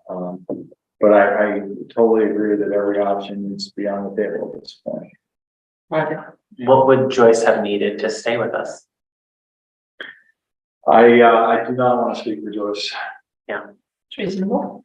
Okay, any more discussion? We've kind of discussed it. Shall we call the question? Priscilla? I'm in favor of the motion. So Priscilla votes, right? We're voting.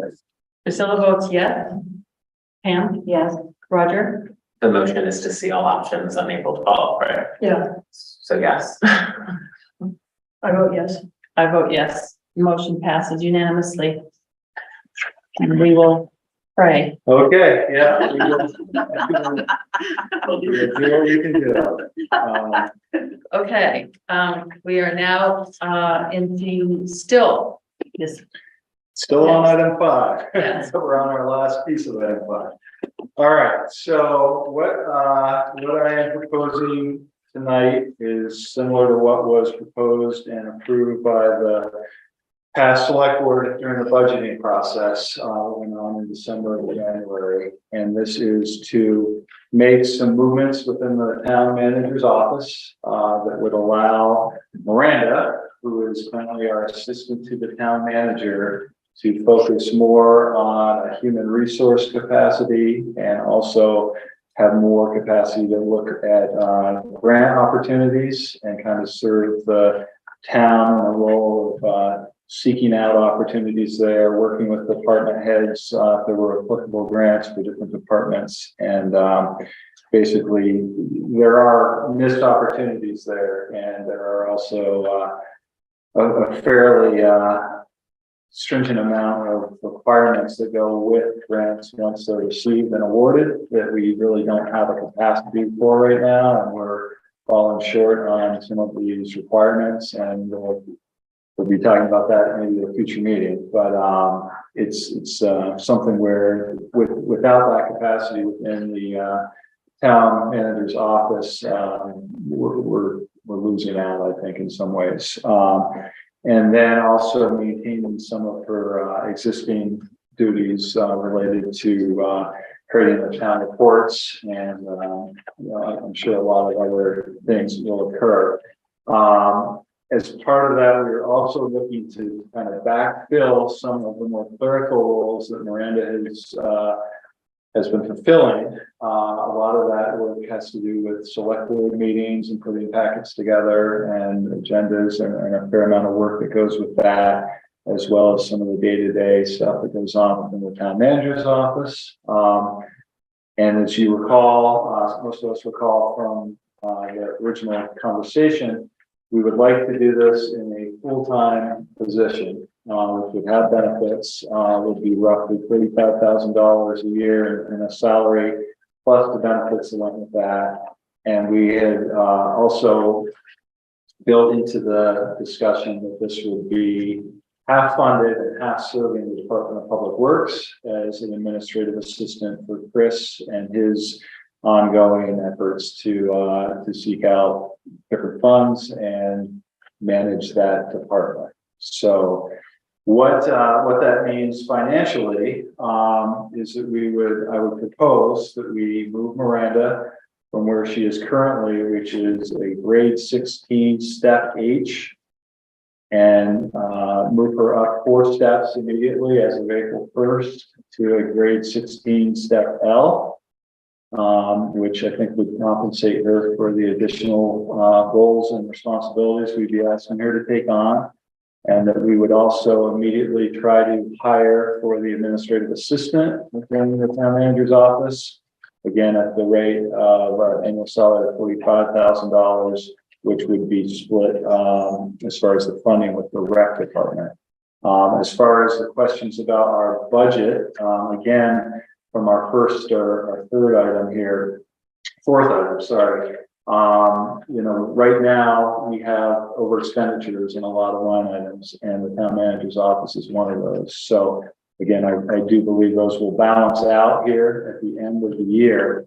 Really, we're not talking about a huge increase as far as the lateral or upward move for Miranda. It would be roughly $1,380 for the rest of this fiscal year, which I think we can easily absorb. And then we have budgeted for the ongoing amount there for the fiscal year 24 budget starting on July 1st. As far as the administrative assistant position, that has also been an unfilled position in DPW. So right now, we have approximately $25,000 that has not been spent at all this year. So that's a pretty easy one to get through here for 3 months, assuming we could hire quickly and fill that position. There's plenty of money in that line item to do so. So I will end by just saying, I'm gonna liken us to a situation where we are treading water right now, where we are trying to keep our head above the waves. And I think this move is going to free up some much needed capacity to focus on these HR related issues that we're dealing with here with open positions. I think it will also, again, on the grant side, potentially be a financial benefit to the town to have somebody with more capacity to focus on that. And then we can start swimming forward and try to keep some progress going here in our municipal government. So that is my proposal. Thank you.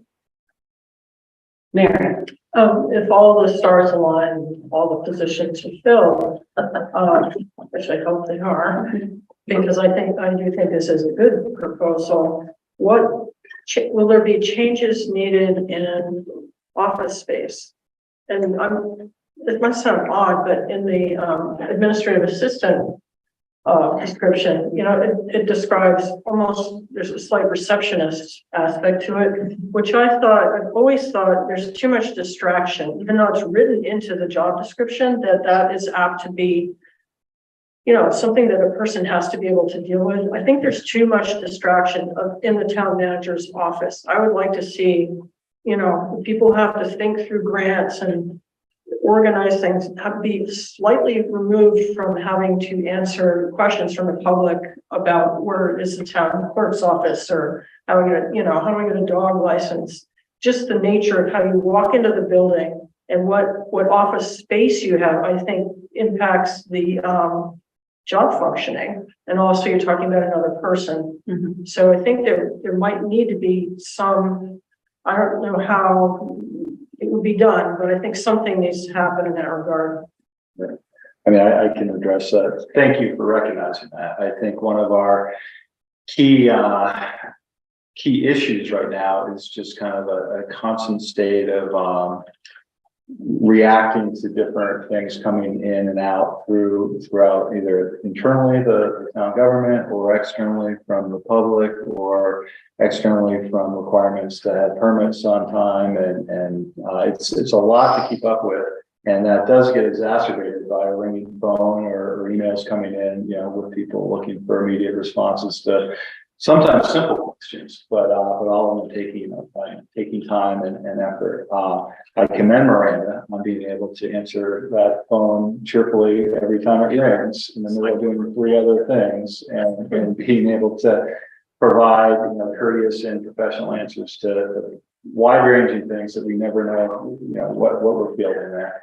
But at the same time, it takes away from our ability to accomplish longer term planning and longer term projects that are really required. So again, I guess it's an analogy, treading water here, with some backfill and some capacity there to give that responsibility to someone else.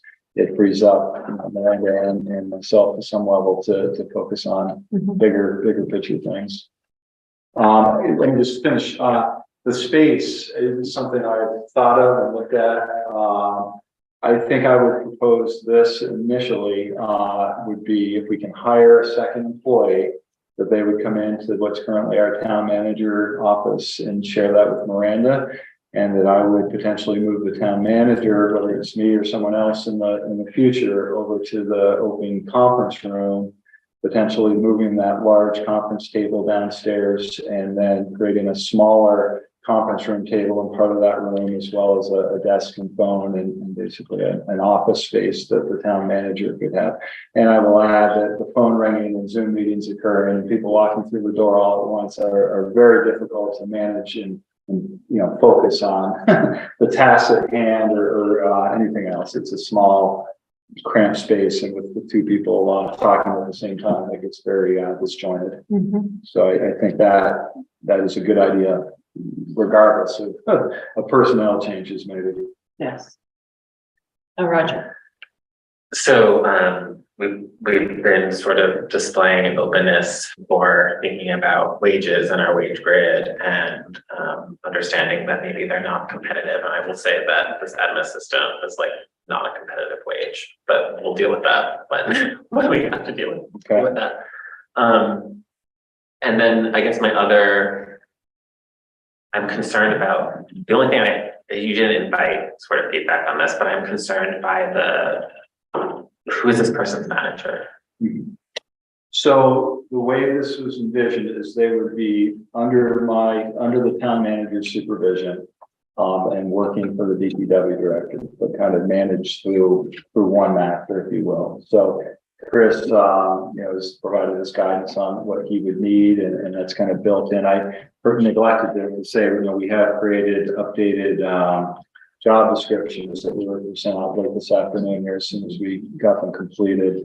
So that maybe gives the select board folks at least an idea of what roles we would anticipate the position holding. So we kind of tried to break those down. This is probably what you would be focused on for the DPW side of this. Here's what you would be focused on for the town admin. But Roger acknowledged that it would be hard to kind of have two different bosses kind of telling you different things potentially. So it would be channeled through the town manager as far as direction and supervision. So just to be clear, the person doing, say, their performance evaluation would be the town manager? Yeah.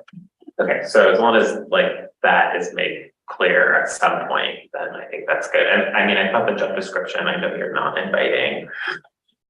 necessarily inviting feedback on this, but I thought it was clear.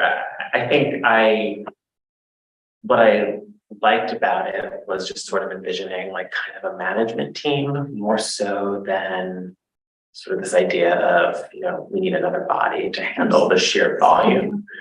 I like the idea of it not being just having another body to manage the sheer volume, but rather having another player on the management team. So if you think about sort of the assistant town manager having sort of core duties that are distinct, but nonetheless under the supervision of the town manager, and then you have this administrator who performs the administrative tasks for that team, then it's really positive. And then I think also DPW generates a lot of needs for coding and expense reporting that in turn gets sent down to finance. So and you'd be centralizing the grant. And you're centralizing everything. So I just see it as a good management shift. So yeah, and as long as we have the clarity, but I mean, I think long term, and you'll pilot, this is obviously all new, but I think long term, I would be curious to see it report to the assistant town manager. They're sharing a space, this idea that they would be the direct manager, that would be their direct report. I think could be something to consider. But anyway, continued. Yeah. Pam. We've had shared positions in the past. The lister clerk and the finance clerk were half-time and had the advantage of being in the same building. So we would move from one office to the other and kind of shift gears and go to the lister's office and do that work. So I'm wondering how this would work with someone who's paid half-time by DPW, but stationed here in Tracy Hall. I know we bought a desk and a computer and a chair for the DPW assistant that's still sitting out there with no one in it for the last year and a half. Why are we looking at that person trying to work out of Tracy Hall only and not sending that person out to help DPW with their day-to-day tasks? So I think what we're envisioning is they would be based in Tracy Hall and that they would make periodic trips if required up to the DPW facility. Obviously, that is not the nicest office environment. We've all probably been through there. It's it's a garage basically with some office space carved into a corner of it. So I think in attracting a potential candidate that's kind of got that professional level sophistication that we're going to need, basing them in Tracy Hall is pretty much imperative. And again, we would be clear that as needed, you might be up at DPW once a day or once every couple of days. We're not quite sure how that will work, or, again, we're all working electronically for the most part too. So communication with, Chris on a daily hourly basis is possible without actually having to have a desk in that facility. And again, the grant function, that's huge. And Yeah. it needs to be, I think, in Tracy Hall. I think yes, there's a lot of funding that we receive through various state and federal programs for DPW that would be grant related. And again, having Miranda there kind of as a oversight for this professional would, I think, make a lot of sense. My concern is just that, half the pay is coming out of Chris's budget, and I wouldn't want him to feel like he was getting short shrift because he's not seeing this person in his office helping him with his day-to-day. Yeah, well, we've talked to Chris. I think we're on board that this makes sense for both. All right, so in terms, Priscilla. I have a couple of comments, I guess. I feel so I've come here tonight and we're talking about 3 new positions. The rec one was like, wow, okay. I mean, these 2 are very good. Thank you. I've been getting some emails from some of the friends out there, and they're saying, does Hanover have an assistant town manager? They're just wondering about the size of our town and the structure of our town compared to Hanover. And I don't know, does Hanover have an assistant? I am unfamiliar with the makings of Hanover's municipal government. I will say this, so people seem to be concerned about the semantics of the name that we've given us. And currently Miranda serves as the assistant to the town manager. That is her official title.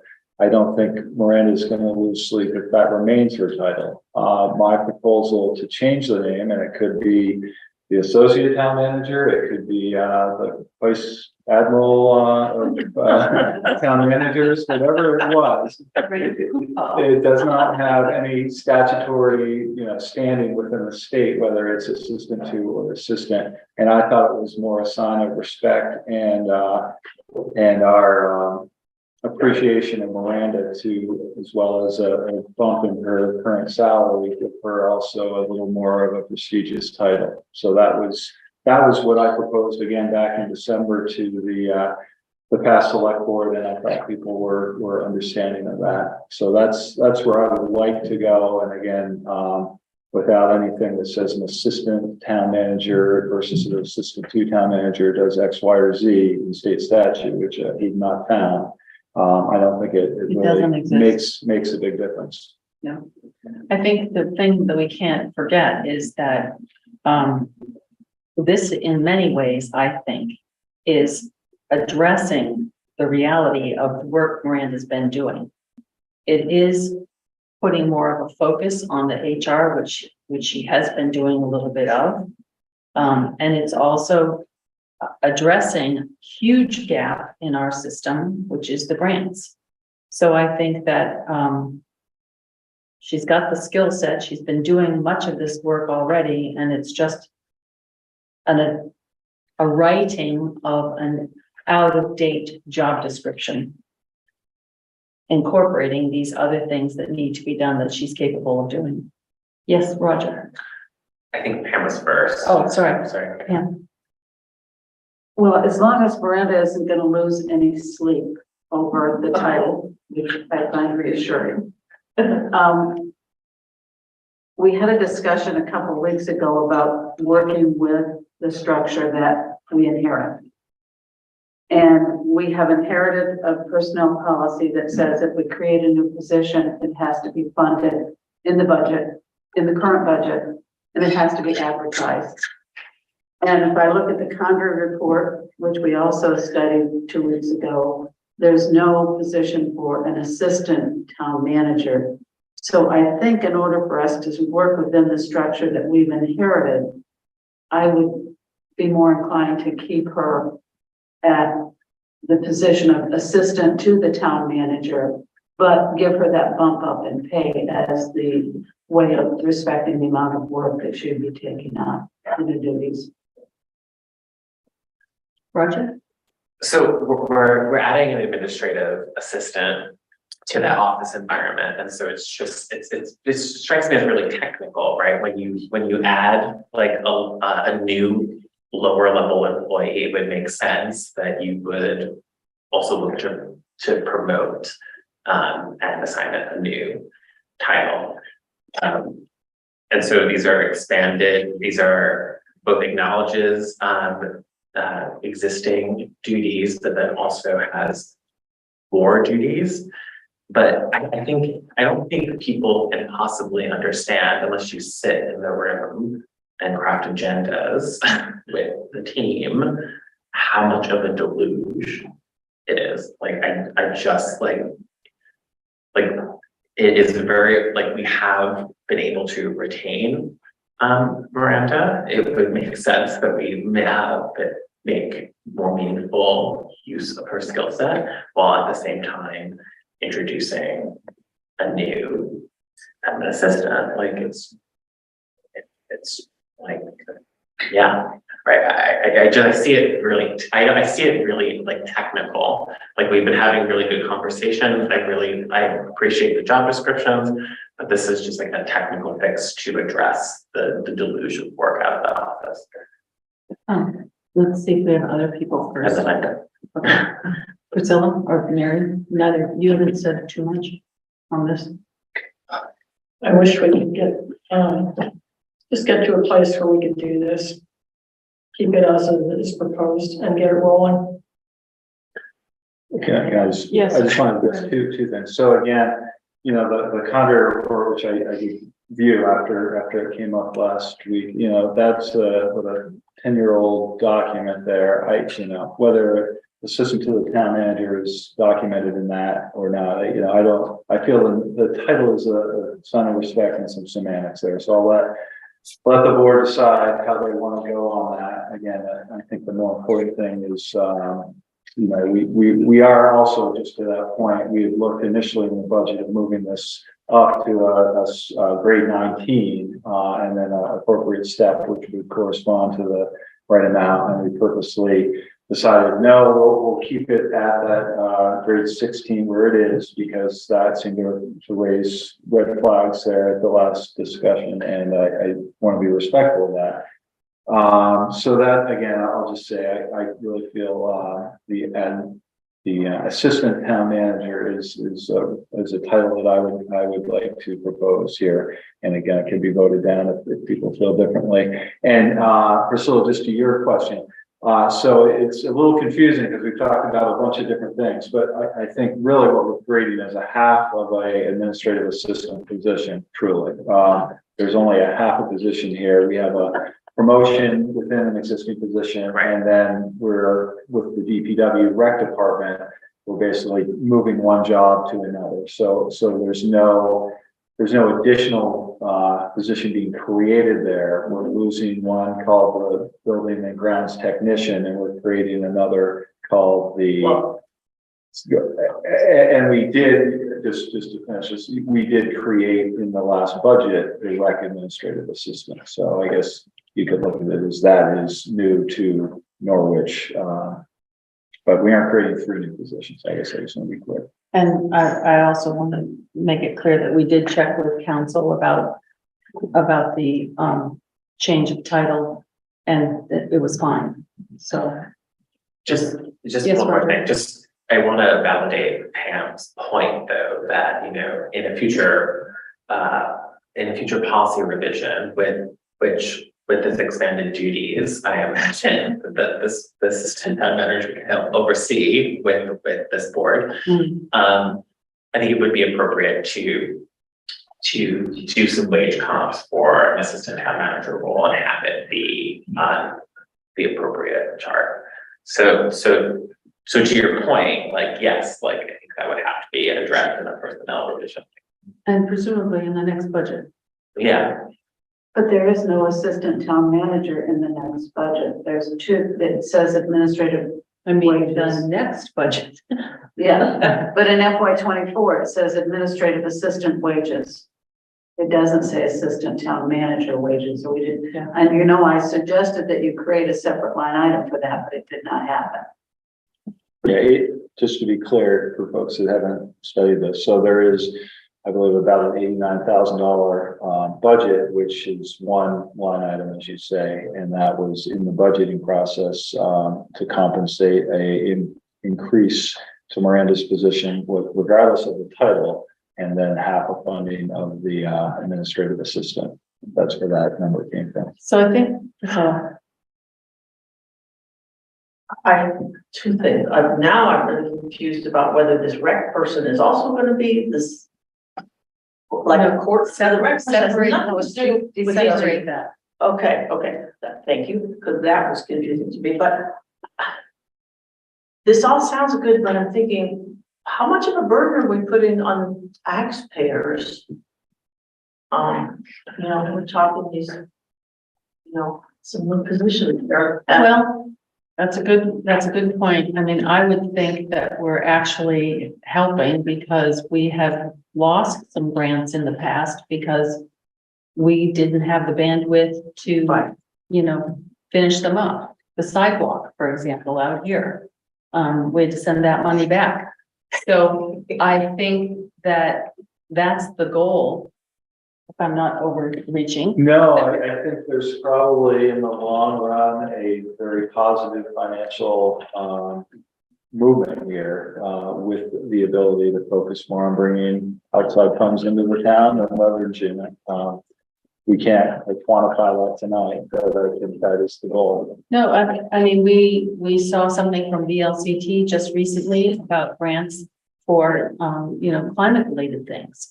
And, we would love to do that sort of thing, I'm sure, if the board had an opportunity to look at it. But grants, if we can't maintain the grants we've got right now, we have no business asking for more grants. Excuse me. Yes. Yeah. I just got a text saying that people are saying they're not being let into the meeting that are trying to get in. Everybody can check on that. And also, I think our town treasurer has been trying to say something for a while. She's had. I can only see two hands. I see two hands. I see no one in the waiting room. So I think everybody is. I thought it was, I'm sorry, it's Omer. I can't read it very well. Right. It looked like Cheryl. I was just trying to be respectful of the board before I went. Right, okay. I'm sorry, I thought it was the treasurer. No. I'm mistaken. Mary. I appreciate the job descriptions and the discussion. I'm wondering, what are we as a board supposed to be deciding about this tonight? Yeah, before we go there, can I just say, Miranda, you've been sitting here quietly, and so I think you should have an opportunity to say anything you'd like to say because we're discussing your position. Thank you. Thank you. I feel like it's been adequately discussed. If anyone, feels like you need more information from me, I will provide it as I can. But thank you for the opportunity. Okay. So, Roger. I guess I have one question for Miranda. I think this will have you acting in interim capacity when either the town manager is away on vacation or in the, of course, very unlikely event we don't have one. So yeah, it's good. Unlikely. So and I guess and that's a challenge, and so I guess I'm because I work with you and I value you. I want to know if you're okay with that. Yes, Okay. thanks for, yes, I have discussed that with, when, Brennan and I, and, when this first came up, that is my understanding. Okay. Yeah, thank you. Okay, that's a challenge. You'll accept. Okay. So what we could do at this juncture is, we could go to the people who'd like to speak. We could have a motion first and then let the people speak. Pam? I guess part of my indecision on this is we got these job descriptions at 3:30 this afternoon, and I haven't really had adequate time to really read them and absorb what's here. And this, I was kind of confused for a while on this blue and yellow and what it all meant, and then I discovered there's a key. The color key. I don't like being presented with something at 3:30 in the afternoon and being asked to make the decision the same night. I think we need more time to really think about these things. Mary? I'm confused about what decision we're trying to make, because it seems to me we have created these positions for the budget. So what are we trying to do? But they're not, sorry. Go ahead, Roger.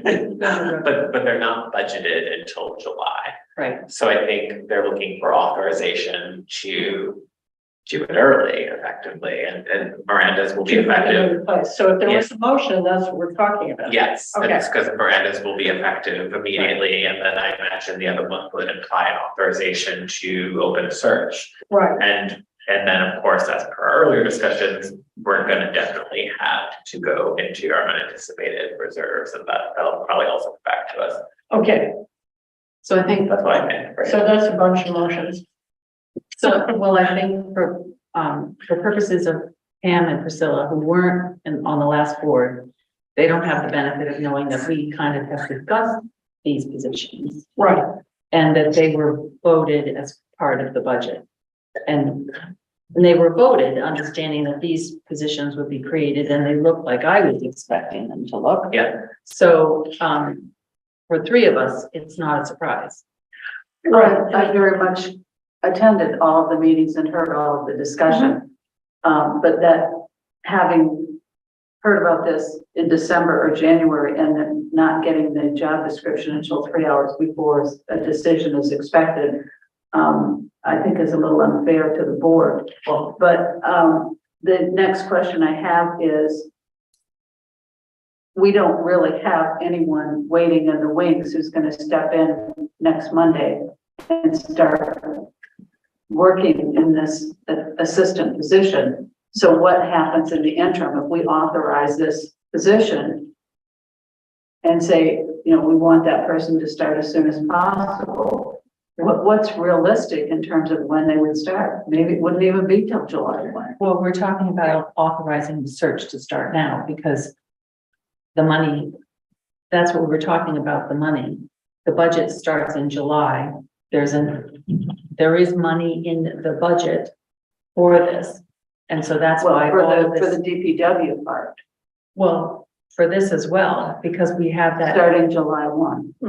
Well, in the new budget, but we just went through all of that. Do we need to transfer funds to cover new positions that wouldn't otherwise be covered in the town manager's office, because the money has been spent due to the unexpected requirements of a severance pay for the last town manager and the difference in salary for the new town manager? But that money wasn't in the budget at all, whether you paid out severance or vacation or whatever. That position wasn't there, that money wasn't there on the town administration side. It is there for the DPW side, excuse me.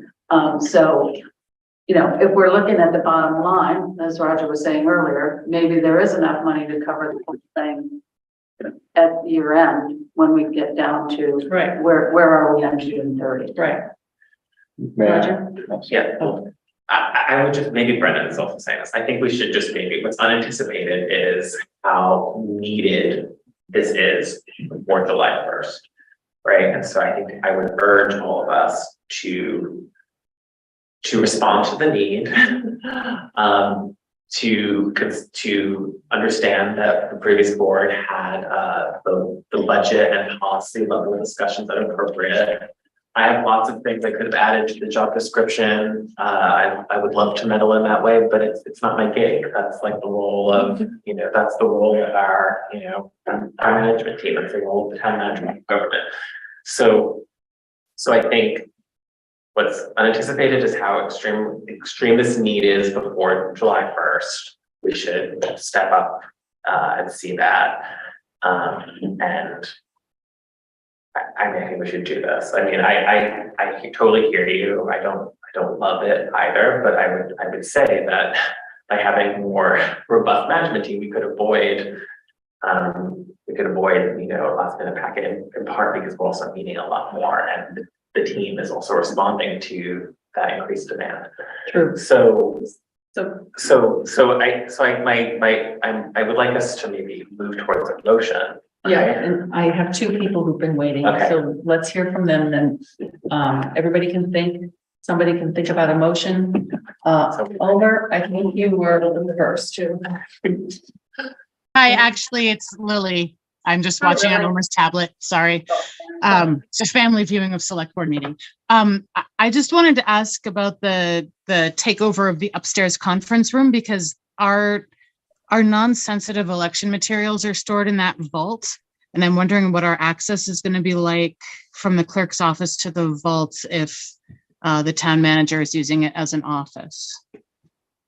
That's a good question. Yeah, I hadn't thought of the logistics other than, I don't think those are moved in and out on a very regular basis, right? So I don't see any problem there with letting people in. I'd even help you move stuff in or out. Or we could look at, there's a big building here with a lot of opportunities, and we haven't really gone down that path. But I think there are other areas that are underutilized right now that could be used for even a conference space, and maybe some secure areas that could be used for storage or created for storage. So I don't see that as a problem. May I follow up with that and with another question?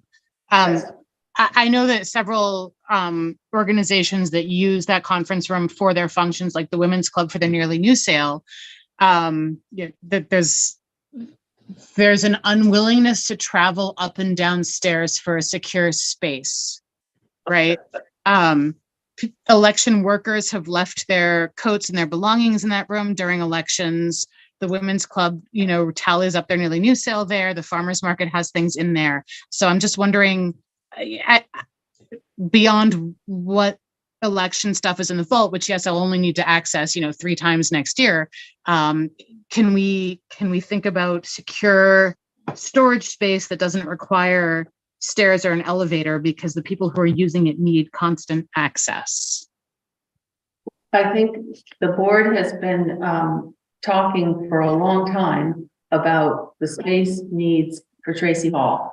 And it all blends together with what we need to do for heating and air circulation and how we're growing as a town. So I think those things are on our docket, but I think at the moment we need our management staff to be able to function. And duly noted. And as long as you're aware that there are going to be unhappy organizations and issues with access and secure space usage, because that gives us no lockable rooms for the general public to use during events. Well, maybe we can solve that in another way. We just have to start thinking. Just putting it on your radar is something to think about as you move forward. Unhappy that's town, good. Thank that's on you. your radar. Okay, thank you. 0% shot. Charlotte Metcalf. Yeah, I admit this is something that you all have probably been thinking about a lot, and I am a little bit confused because we started the evening talking about an assistant for Bree who might mow lawns, and I have no quarrel with Miranda's elevation to the position that has been recommended to her, but I am still confused about assistance for DPW, for Miranda, and for Bree. Is that going to be the same person, or will we be hiring a new person to help Miranda and DPW? And it's just, I feel the way, well, not necessarily the way that Priscilla does, because she was probably more advanced than I am. I am just confused after what I've heard tonight when we've had an interim town manager propose reorganization that has been discussed with some members of the select board and with which you agree. And so I just want to understand what that reorganization entails. Thanks. Essentially, there was, I'll start this and Brennan can jump in, but essentially there was a DPW position that wasn't filled for a long time. And there's work in the town manager's office that needs to be done, which can be done by a person who doesn't have the same skill and expertise that Miranda does. So Miranda has been, the decision I think we've come to is that she's been underutilized. And as part and parcel of all of the experience we've had over the last, I don't know, year, where we have understood that we needed more HR structure, Miranda will be pivotal in that HR structure. And she will also be able to work with the grants that are currently not being serviced properly, and hopefully find us more grants that can help us move forward with the initiatives that we've got in many ways, but which now we would not be responsible if we tried to get grants that we couldn't take care of. So it's really correcting the job description for a person who's been doing things that are really above what is in her job description, and providing the level of additional support that she's also had to do, like getting out packets and answering telephones and directing traffic and goodness knows what else comes through. And that person will use the salary that was tagged for under the DPW budget, but the DPW is one of the biggest consumers of grant needs, as far as I can tell. And so that function will be here underneath Brennan, because ultimately Brennan, as whoever is in the town manager seat, is responsible for all that goes on in the DPW. So I hope that helps to explain it. Brennan? No, well, you explained it back to me, and I appreciate it. And just, I guess, the second part of your question. Bree's assistant will be a different person entirely. Thank you. Breeze is a separate entity altogether. Thank you. Cheryl, Mary? Well, go ahead. Cheryl Lindbergh? Yes, hi, thank you. Cheryl Lindbergh, Norwich, Vermont. I'm continue to be confused by the realization that the funds for the next budget are there for the town administration department, but not in this budget. And I'm unclear on how something would change when earlier in the meeting we discussed the same scenario being premature at this point. So I was just looking for some clarification on that. Roger? I think very simply, when we run out of operational money, when we run out of money in the operational budget, Brennan's going to come to us and we're going to authorize reserve fund spending. Okay. Yeah. When we run out of money, we will go get more money. Like that's it in the most layman terms. We're blessed that we have these resources. All right, so I think we've gone through this, I think, pretty well. Yes. So let's call the question. Oh, we need a motion. Do we have a motion? I've got possible motions. Okay. I'm hoping it's okay. And two. I move to authorize the interim town manager to advertise to immediately fill the positions of assistant to the town manager and administrative assistant. And also to authorize the interim town manager to immediately promote the current assistant to the town manager to the position of assistant manager. Can I make one quick adjustment? Sure. So the advertisement would be just for the open position of administrative assistant, not both. Positions of assistant to the town manager and administrative assistant for those two. We're not advertising for Miranda's position, that's being filled internally. It's advertising for one. Okay. So just an authorization to advertise for the administrative assistant that is currently not an existing position. And then I guess again, it might be a So the administrative assistant, okay. Yeah.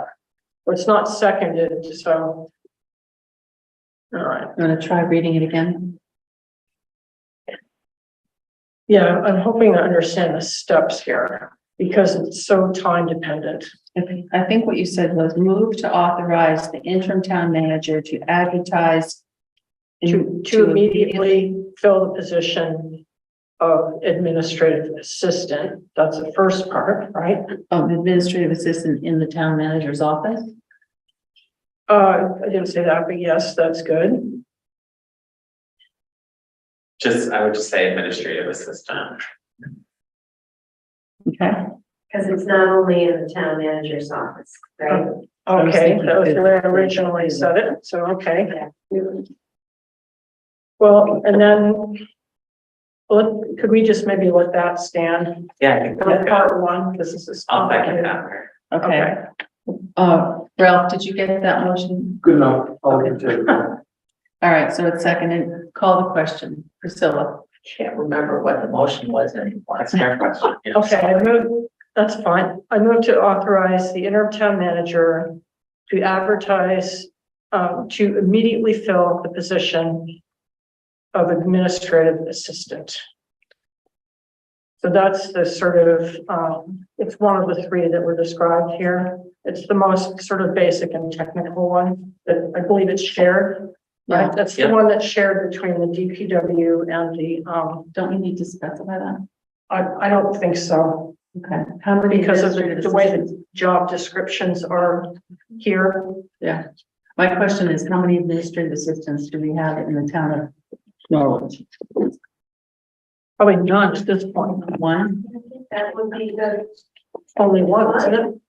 What is the DPW position called? Administrative assistant. That is that administrative position. Okay. Assistant, sorry. All right, so we have a motion, we have a second, and we're calling the question. Priscilla. Oh, sorry, Mary. Oh, now I'm having a lot of trouble with this because, you know, we have the new positions that we've worked out that really were envisioned to start July 1st, right? And then we have our current positions.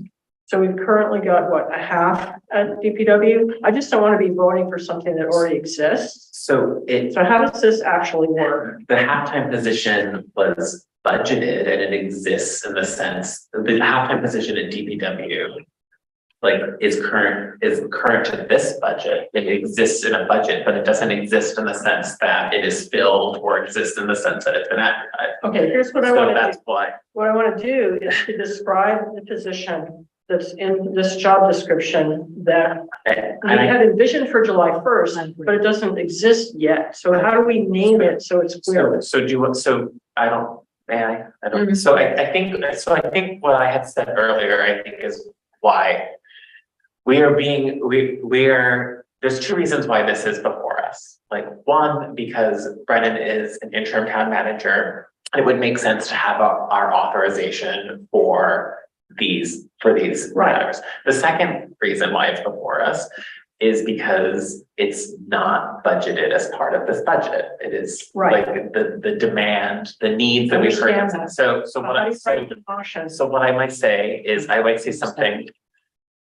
So I might say I move to have the interim town manager advertise for the administrative assistant that was budgeted in the FY24 budget. That was budgeted. Refer to the budget then.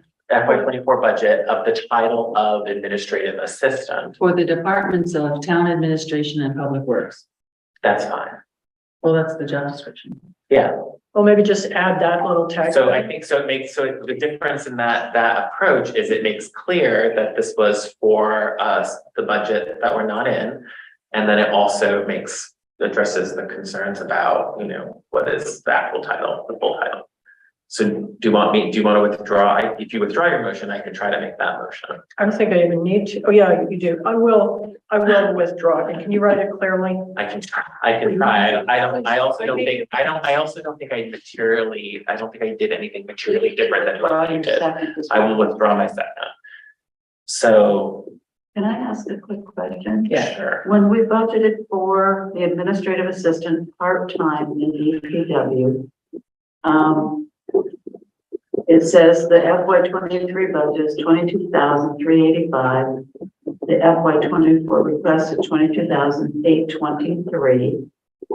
And I'm wondering, in the FY 24 budget, was it also taken into consideration to budget for all of the benefits? Because when you combine these two into a full-time position and you're offering benefits, was that done as well? Yeah. Because I don't recall whether that was discussed or not. Yeah, it was. Okay.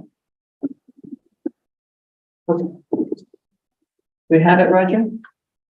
Yeah. It's hard to do it instantly. Okay. Right, so I move to authorize the interim town manager to advertise for the FY 24 position of administrative assistant for town administration and public works immediately. I'll second that. Call the question? No? Want a roll call? I'm doing a roll call. I'll leave you. Oh, do you want to do a discussion? Sorry. I noted down here that somebody said this position is gonna be a $45,000 salary. Okay, and so we've got part of that here in the DPW and the other half of it is just, from the magical, From the emergency fund. funds For the rest of this year. for the rest of this year. And then starting next year, it was budgeted. And that's from the time that we can find someone, Right. bring them on board. So we're not talking about tomorrow until the end of July. We don't know when we'll find somebody. And this motion that I made is just to have him advertise. He hasn't, I'm sure he'll come back to us for the hiring of it, if we can find someone. So this is just to take an FY 24 position and to advertise for it immediately. That's all we were trying to accomplish right now. I'm glad you clarified that. That's all. That makes a difference to me. Yeah, Yeah. precise wording makes a huge difference. Well, as Mary says, motions help, so. Yeah, good. Well, All right, so I will call the question. I'll start on this end. Mary? yes. Roger? Yes. Pam? Yes. Priscilla, yes. Marcia, yes. Unanimous. Do we have a second motion?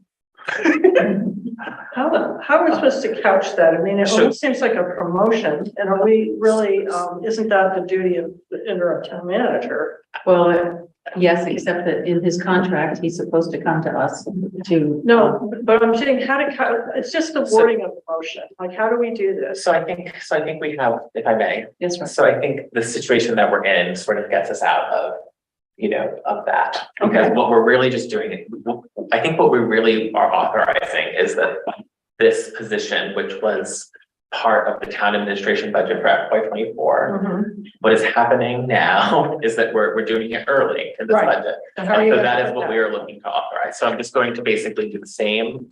I'm going to basically do the same motion, except just a little different. You're not gonna say advertise, because hopefully. I'm going to effectively say I move to hire, right? Because it is like. But it's not a new hire. It's a promotion, right? It's not a we're not, new hire, really? It's not a new hire, it is to hire. Isn't it an I internal don't think it's promotion? a hire. It's not a hire. Can I suggest? Please do. So I think maybe it would be a motion to elevate the current assistant to the town manager to the pay scale of 16, I said L, Yes, you did. effective April 1st, And again, this is for you to debate. I would also add and adjust her title to assistant town manager.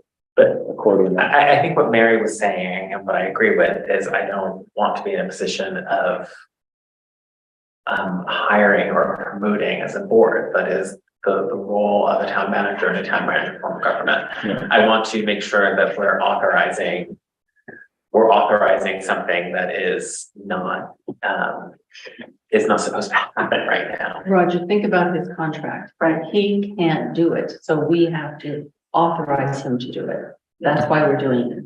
Okay. Let's remember that. All right, so you want me to try this? Yes. I move to authorize the interim town manager to promote the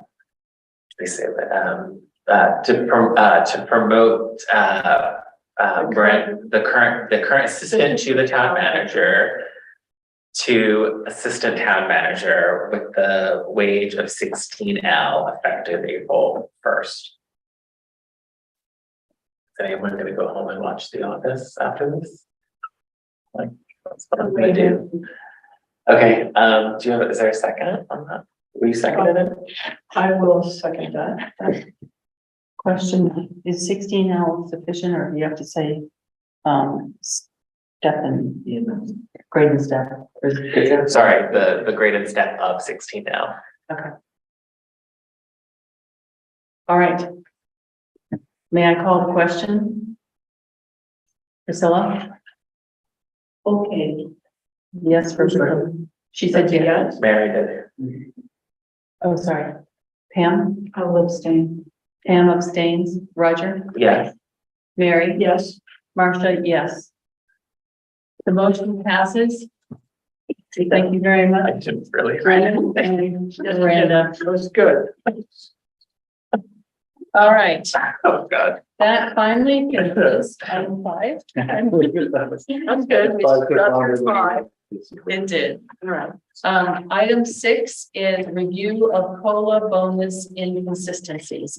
This involves an action that the board took some months ago, which was poorly worded, and I will claim I did the wording, and which has caused confusion in its implementation.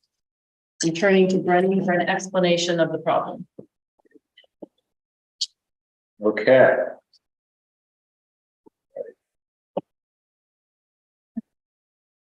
So basically what we have here is, I guess, I don't want to say it's a misunderstanding, but uncertainty as to how the select board had anticipated that the COLA bonus that was approved back in July of 2022 has been implemented. And we have a couple pieces here, and I'll try to explain them. One of them is a question about what constitutes an employee who would be eligible to receive this COLA bonus. And what has happened is we have basically paid every person other than an elected official with a stipend payment through the first 2 pay periods. A caveat there is that the union employees only received the first payment, which was, I believe, October 5th. They did not receive a second payment at the end of January. No one has received a third payment yet, and we're trying to get this clarified so we can go forward with making those payments in the first payroll in April. So the question is, again, what was the intent of the select board? Was it in fact for everyone who was receiving a paycheck through the town, and that would include all of our regular full-time employees, all of our volunteer employees, so that would be the EMT and the fire department volunteers, and I'm missing another category here. Here it is. I knew I had my 6th folder. And sporting divisions was another. So basically, anybody who had drawn a paycheck was basically lumped into being a recipient of this benefit. And my interpretation, and having talked with Marcia a little bit about it, was that might not have been the accurate intent of this, which was that this would be for folks who were already receiving a COLA. So they had some type of a regular payment from the town, and that this would be to supplement their regular COLA with a bonus based on, I guess, an idea that this would be a reward and would also catch people up to current market rates here. So this is further complicated, and I'll just say it all now and we can talk through it. In that it was very clear in the motion that was made in July that anyone hired after September 1st would not be eligible for this. So it was only for the current employees that were employed or soon after in July. What happened was in the first two payments, folks that were hired, the second payment included a number of employees that were hired after September 1st. And that was, I think, just an error at the accounting level. So that's kind of the two things we're trying to rectify here. And then going forward, this next third payment, we want to be clear if it is the intent to only offer this bonus program to the COLA employees that we have that defined, and then we have a list of folks who would be eligible, and we have a list who would not receive another payment that had received prior payments, and we would just go forward from there. And I mean, the other piece that could occur could be some type of a clawback of monies that were paid out in air, although I would say that is probably directly counter to the idea that this was set up to kind of encourage employment here in the town. And I would just say, this is a good example of why when the board does something, we have to think carefully about how it's to be implemented. So there is a procedural aspect to it because we needed to ensure that the finance office had instruction procedures for how to apply this. So I think the definition of employee was primarily the problem. Roger, I think you were first. Yeah, so like, let me be clear. This is not the start. This wasn't a bonus program, nor was it a recruitment tool. It was for retention. So that meant that the employees that we had in our employ, we wanted to retain them. And so, and in the face of inflation, that is why we offered it. We did not decide how it would be paid out. Right? We didn't say that it was one lump sum. You know, I think we had some understanding that, you know, in order for it to be an effective retention tool, it would make no sense to have it be paid out all at once, that it would be dispersed throughout a year. And so I would say so I think the date is absolutely right, that because it was about retention, it wasn't about recruitment. And in terms of a definition of an employee, I mean, were you thinking it's a part-time person with no benefits? Were you thinking it was? What were you thinking, Marcia? You made a motion. Come on. I think it was for.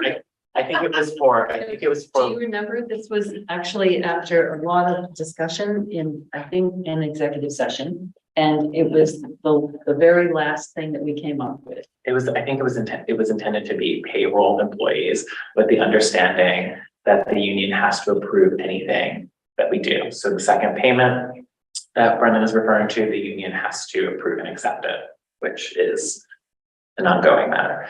So I would say that, you know, for all the employees who we had on salaried employees that we have, so that doesn't include people who receive a stipend, that doesn't including coaches or elected officials. Or sporting or volunteer. Or volunteers, but salaried employees who before September 1st need to have their third payment. And I say the third payment only, not because that's something that we had devised, but because that's how it was set up by prior management. And salaried implies benefits. I mean, I think it was everyone who was like in the on a payroll. So like, yes, I think it includes our part-time employees. too. I mean, you know, the DPW workers are not salaried. What about volunteer fire? It doesn't, I don't, it doesn't include volunteer firemen, I receive a stipend, Could I just make one clarification? That's Hannah's question. but that doesn't mean we don't. So the original motion, just to be clear, to be paid in 4 equal installments to begin immediately and June 30th, 2023. So that's why this has been done out on a quarterly basis. So it's everyone who receives a COLA. Okay, that was my. So like, we're adding to their COLA. So if they have an existing cost of living, if someone gets an existing cost of living, they're getting an additional cost of living. I think that is a good way to define employee in this case. That was the intention of this group. So Right. that's why we're bringing it back, because I was thinking that sort of same thing, but I don't want to say what you people were thinking either. What were you thinking? I don't know what you were thinking. Then why are you bringing it up? Oh, my. Come on. Because the finance office is saying third payment's coming up and who do we pay? And we've been inconsistent with how we've paid people. Well, then And there's so- an error. Right? And so there were some errors, and I think at this point, it might be easiest to just say, we won't, maybe, I'm throwing this out. We could say, well, we won't ask for people to give back. No clawback, okay. Well, I'm just throwing that out there. That's one thing. Right. And going forward, we just all agree on what we meant by employee, that maybe it's COLA. I'm not suggesting that to anybody. I'm just saying that's a possibility, and that would be done with it. Pam. In looking at the personnel policies, it says members of the fire department are employed on an on-call basis. And shall be excluded from coverage of the personnel policies and shall not be entitled to any rights or benefits contained in these personnel policies. So I agree with Roger that on-call firefighters, EMTs, whatever, shouldn't be included. And I think the coaches probably fall into that same kind of category. That makes sense. So what I envisioned when I heard you making this motion was that basically part-time employees, you know, people who are at least a 0.5 FTE or more would be entitled to this COLA benefit, and they had to stay throughout the entire year to get the full 5% because it was divided into 4 equal installments, beginning immediately and ending June 30. So I thought it was clear, but clearly the finance department was confused by it, and so it's gotten kind of muddled. Priscilla? Okay. So the question is, how do we want to instruct the finance department? We have a motion here, I believe, do we not? So a motion that, to define the eligible employees, it doesn't mention any possible, but clawback such an ugly term, but I think that, Brennan, you know, he's right. We really want to do that. I don't think so. No, it was our mistake, and we shouldn't punish people Exactly. for us making mistakes. Exactly. So, I don't know.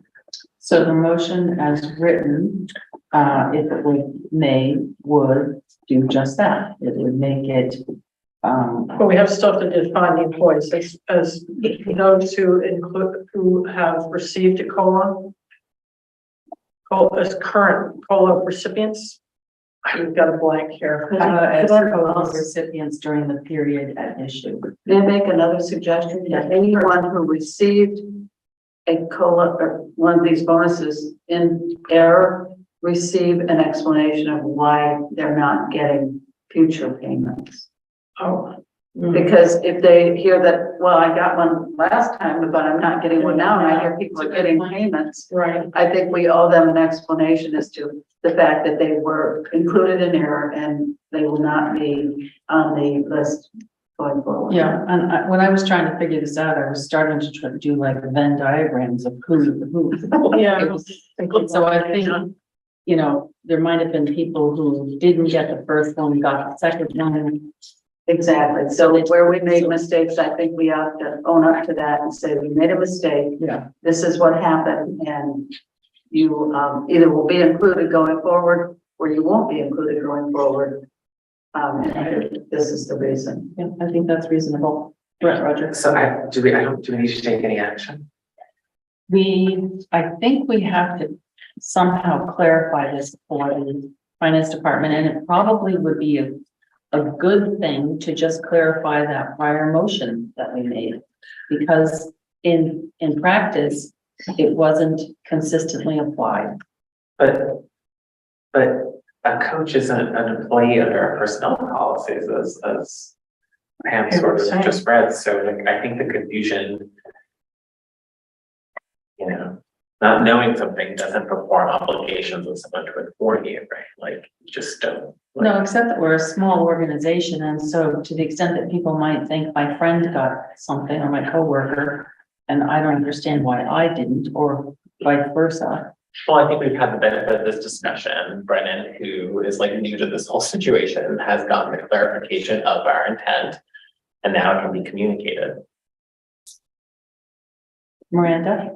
I have a suggestion for language you might use should you choose to take up a motion to define the eligible employees. I think you could call them those employees eligible for annual COLA increases. That does it.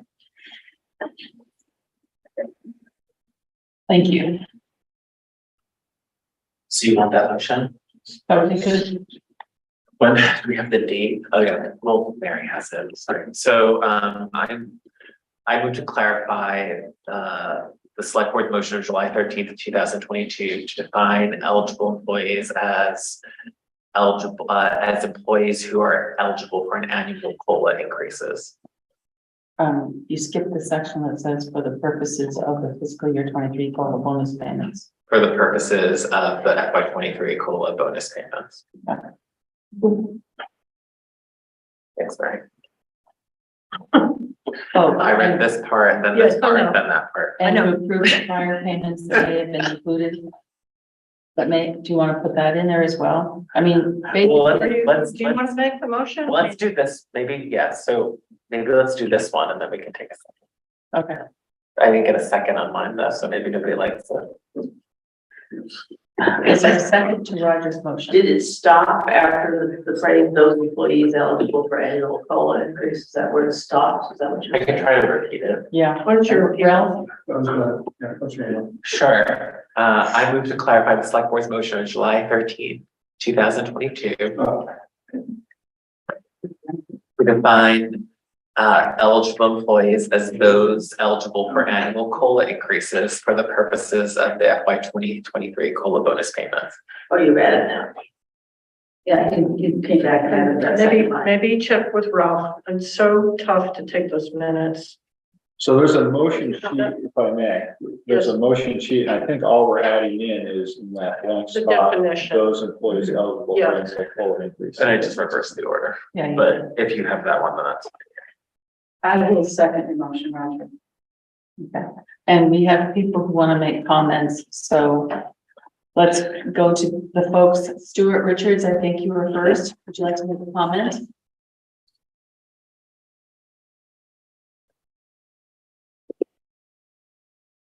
Yeah, you're muted. Right, it took me a minute to get to where I could unmute myself. And it is, once again, Stuart Richards, Norwich. I'm concerned with two employees and the status that you seem to have assigned to them as union workers. If the intent of the COLA bonus is to try and promote retention, it seems to me that Anna Ingraham, working 70 hours a week, is somebody that ought to be retained. I think that she has done more, very much more, than we could or should expect from any employee. Similarly, Judy Powell, also a union employee, has also gone above and beyond the call of duty. Yes, they are employees of the union. To withhold the COLA benefit from them, to me, is just wrong. It is absolutely wrong. Can you clarify, Marcia, that they are not, that they are eligible for it? The union has to accept it. Excuse me, let me finish what I'm saying, Roger, without interruption. I'd appreciate that. I'm speaking to the chair. Can we have order? We were just confirming that they are eligible. Since they are eligible, it would seem to me that they should have been paid the second COLA benefit, and they were not paid the second COLA benefit. So if an error was made, it would be very nice for that to be corrected.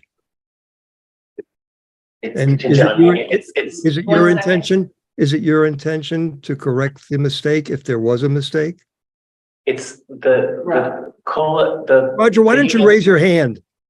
I was just recognized by our chair. Stuart, you're not in the room, respectfully. Everyone, let's calm down. I think the goal here and the reason that this was brought up was so that we do make sure that equity happens. And we were trying to define what we meant and correct any problems. So can you tell? Yes, I think I can answer the question here. So the question about the union employees is that they are required to accept a payment outside of the regular payments that are included in the collective bargaining agreement. So back in December, I recall, as this next payment was coming up for those employees, we asked them via the union whether they were willing to accept this payment. And we were told at that time they were not. And that is where it stands. As far as I know, it is tied up in the collective bargaining agreement process as far as accepting compensation outside of the normal. And so there is no, if I may, Stuart, so there was no intent to withhold any sort of benefit from any of those employees. It was a matter of them at the union level accepting that those employees could be paid this. Right. If that explains it. Right, Stuart? So my understanding from having talked to people at the police department is different from the way you've just expressed it. What they have said is that you attach strings to the COLA payment and that the strings that you attached were objectionable. So there was not just a simple payment of COLA. There were strings attached to the second payment, which they found objectionable. So tying this to union negotiations, to me, is again inequitable and wrong. They should be paid the COLA based upon their service to the town and to trying to retain them without strings. Two different things. Negotiation, yes. COLA payment, a separate thing. So I hope you'll consider that and make the payment without strings attached to the two very deserving people in the police department who have not received their second COLA payment. Thank you very much. If I may, I'm going to skip Demo and Charlotte, and I'll come back to you. Judy Powell is on, and Judy might be able to shed some more light on this. Thank you, Marcia.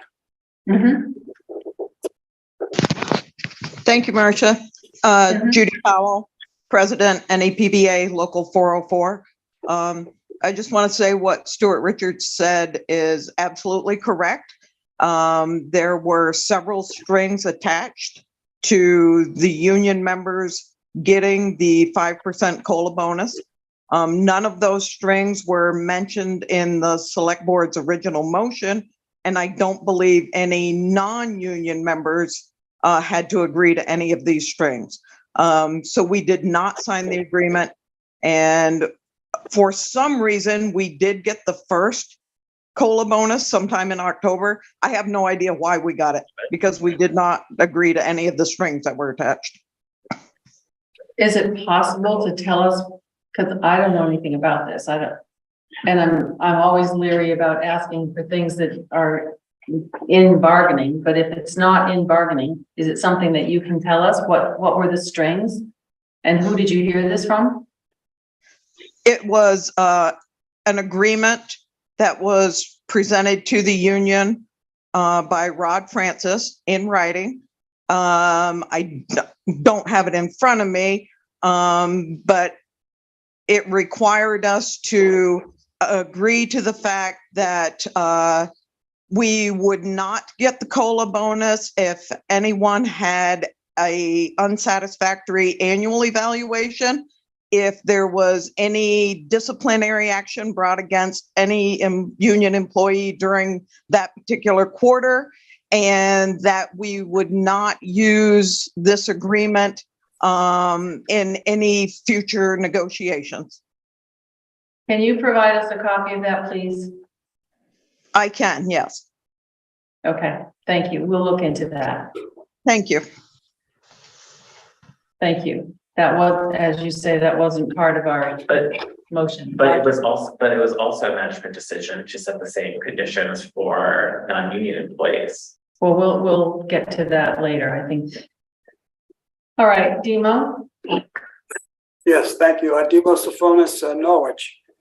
Just want to say, I don't know if there are strings attached, but I can only say that in my 34 years with the post office, 26 as a postmaster, part of the management team, and 26 years in the Army, both of those organizations gave COLAs across the board to everybody, whether they were union or non-union, with no strings attached. A COLA should simply be a cost of living adjustment based on the cost of living with no strings attached. I just wanted to say that. And I have a general statement to discuss, and I'm not sure if you're going to allow me to do that in this time or I can wait. And it has to do with management and union negotiations. Can I just make a general comment regarding that, please? Yes, we don't have anything like that on the agenda. So I can or I can't? You can. Thank you. It's just going to take a minute. Management and union negotiations should always be in good faith, always to ensure that progress is made to reach a fair and equitable decision or solution for both parties involved. Otherwise, an outside arbitrator decides what is best for Norwich instead of the parties that are most affected. Before I go on, I have been on both sides of the fence as a union steward for labor and also as a part of the management team going against the union employees. So I've seen both sides of this. And you need to work together. I was also a quality of work-life facilitator and worked many years with that, with teams of employees, management, and labor to try to improve the working conditions in the office. So I left off with just one thing, to ensure fair solution, equitable decision for both parties by the solution which will ensure better working conditions for all involved. Also, I am wondering if it might make sense, and just think about this for one moment, please, might make sense to add another board member to the labor relations team. I understand it's Roger and Mary right now. If not for one reason and one reason alone, and that would be to give someone a chance to get some valuable training in labor relations. You're going to be having rotations, maybe next year, the year after.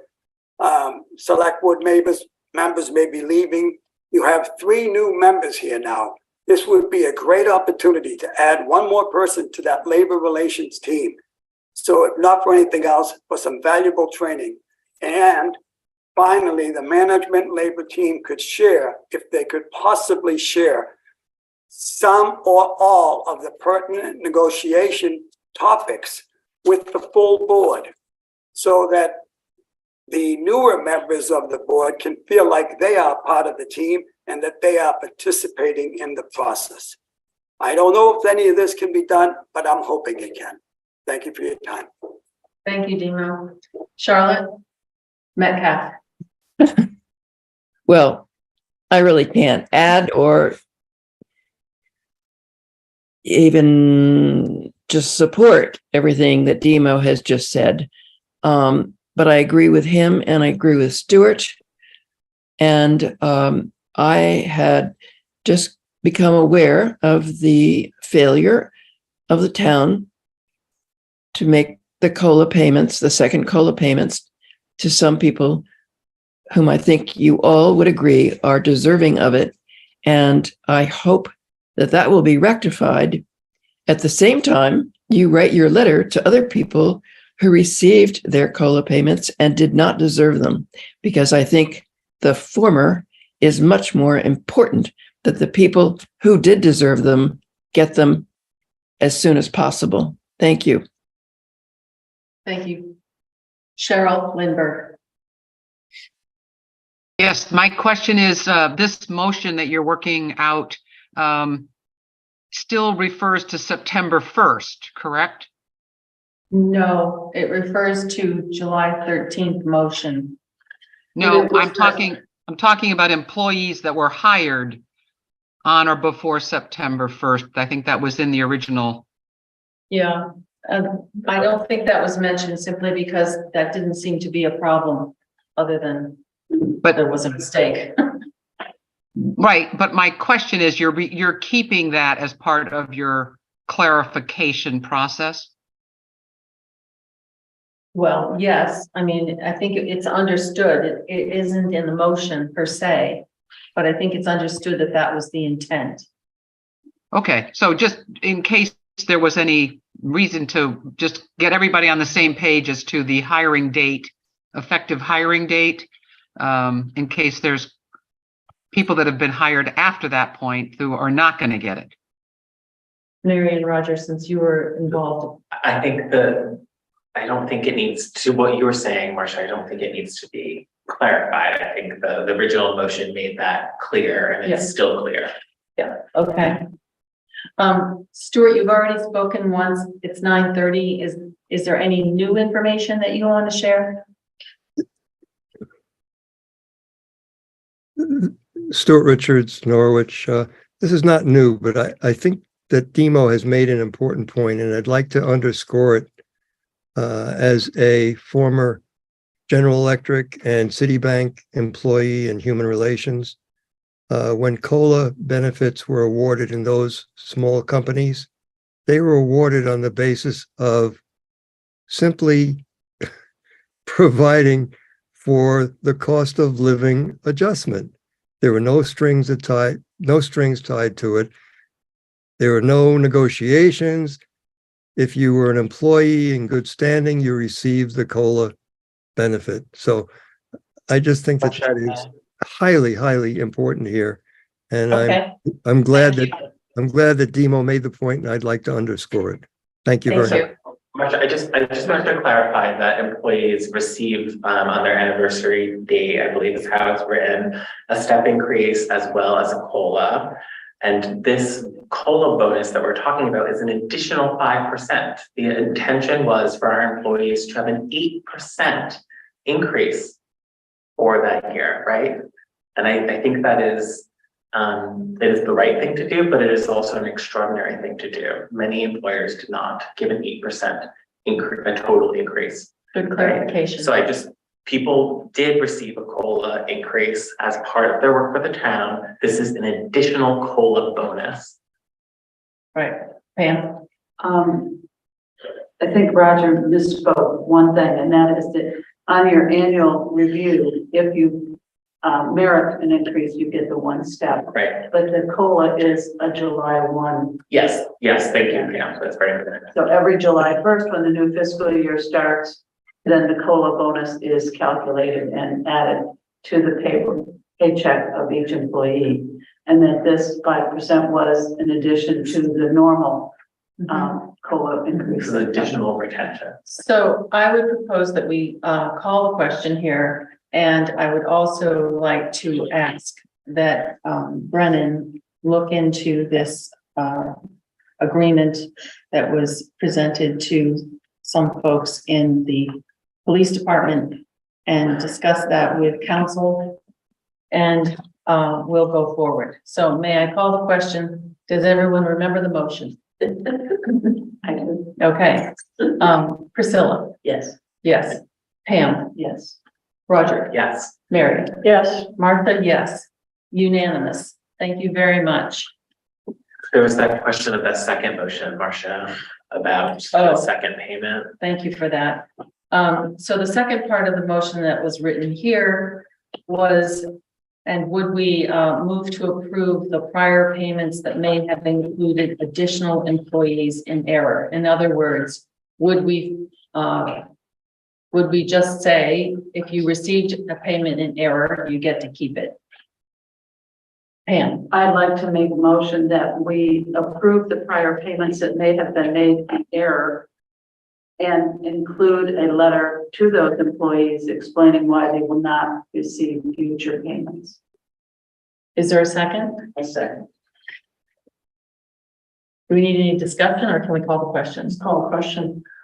Priscilla? Yes. Pam? Yes. Roger? Yes. Mary? Yes. Marcia, yes. Unanimous. Okay, thank you very much. All right, ladies and gentlemen, I had promised this was going to be a 2-hour meeting and it's not, so I'm going to just hit the highlights here on these last 2 items. Number 7 is the a schema that I put together in an attempt to start discussion about what this board would be doing for the next year, and to, because it is a lot of work that I see us potentially doing, to make an attempt at trying to parse that out so that we could begin to identify folks to start working on the different topics and then come back as a board before we make decisions. Because otherwise I don't see how we're going to get through everything. So the schema's purpose is just to identify those tasks, think about how to break it down, and keep track of the interrelated issues and goals. The issues are listed. The legend basically is that there are big issues that are in boxes. The red ovals are for just deciding on how we want to make assignments, if we do want to make assignments. And the yellow highlighted dates show when I was thinking we might begin to discuss talking about this. So does anyone have any thoughts about this approach, and or we should try something else? Mary? I think the idea of having sort of subcommittees of the select board plus other people is good, because I think we're going to have to,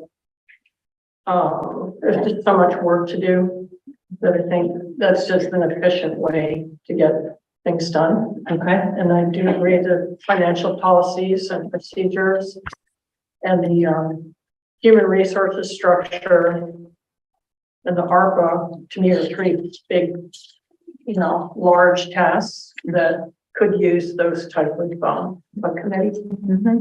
And I'll just say, I didn't get too granular with the rest of it. I was kind of focusing on the financial policies and the human resources to begin with. And I figured if we decided that this was working, we would get more granular as we went along, but just throwing it I did out. map it out, I think, a little bit. And I had talked to Jack, John Carroll. John Camden? No. Jack Camden, John Carroll. Or someone different. I don't know. I'm tired. It's tiring. One of those good advisors, yes. Yes, but the point is that I've got the green procurement team here. I've tried to put green and climate. Yes. Okay. Jack Cushman. Thank you. That Jack. Miriam Beaches. It's all right. It's all right. So I've tried to just weave it in that we need to keep that front and center as we're going forward, and make sure that the decisions that we're making are keeping those goals in mind. So so I guess that's all I have to say about that right now. I've got some more things to talk about quickly when we get to future agenda items, but Pam, do you have any thoughts? Well, I'm looking over here at the vacant positions column and I see town manager here. Select board April 23. Is that something that we're going to put on our next agenda? Because as far as I know, we're not making any efforts at this juncture to advertise and recruit. Is that correct?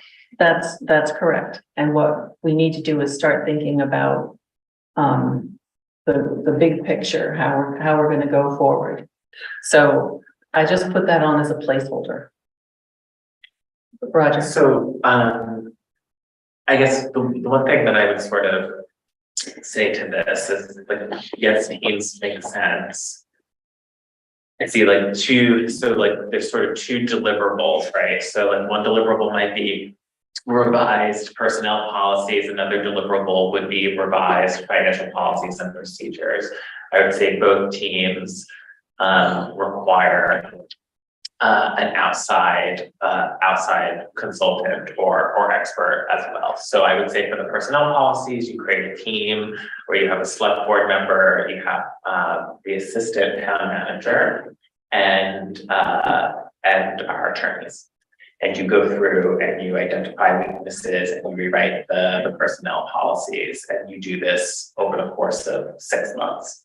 So you would have to go back to Stitzel, Page, and Fletcher, create like a scope of work for them, and then begin that team, and they would provide us updates at regular meetings. I would say it's the same with and that I think could begin probably like as soon as collective bargaining sort of clients down. I think they would have some availability to take that on for us. I think the finance stuff, I think you would need to have a finance director or someone in that position. And I think the outside support is like an open question, right? Because you're looking,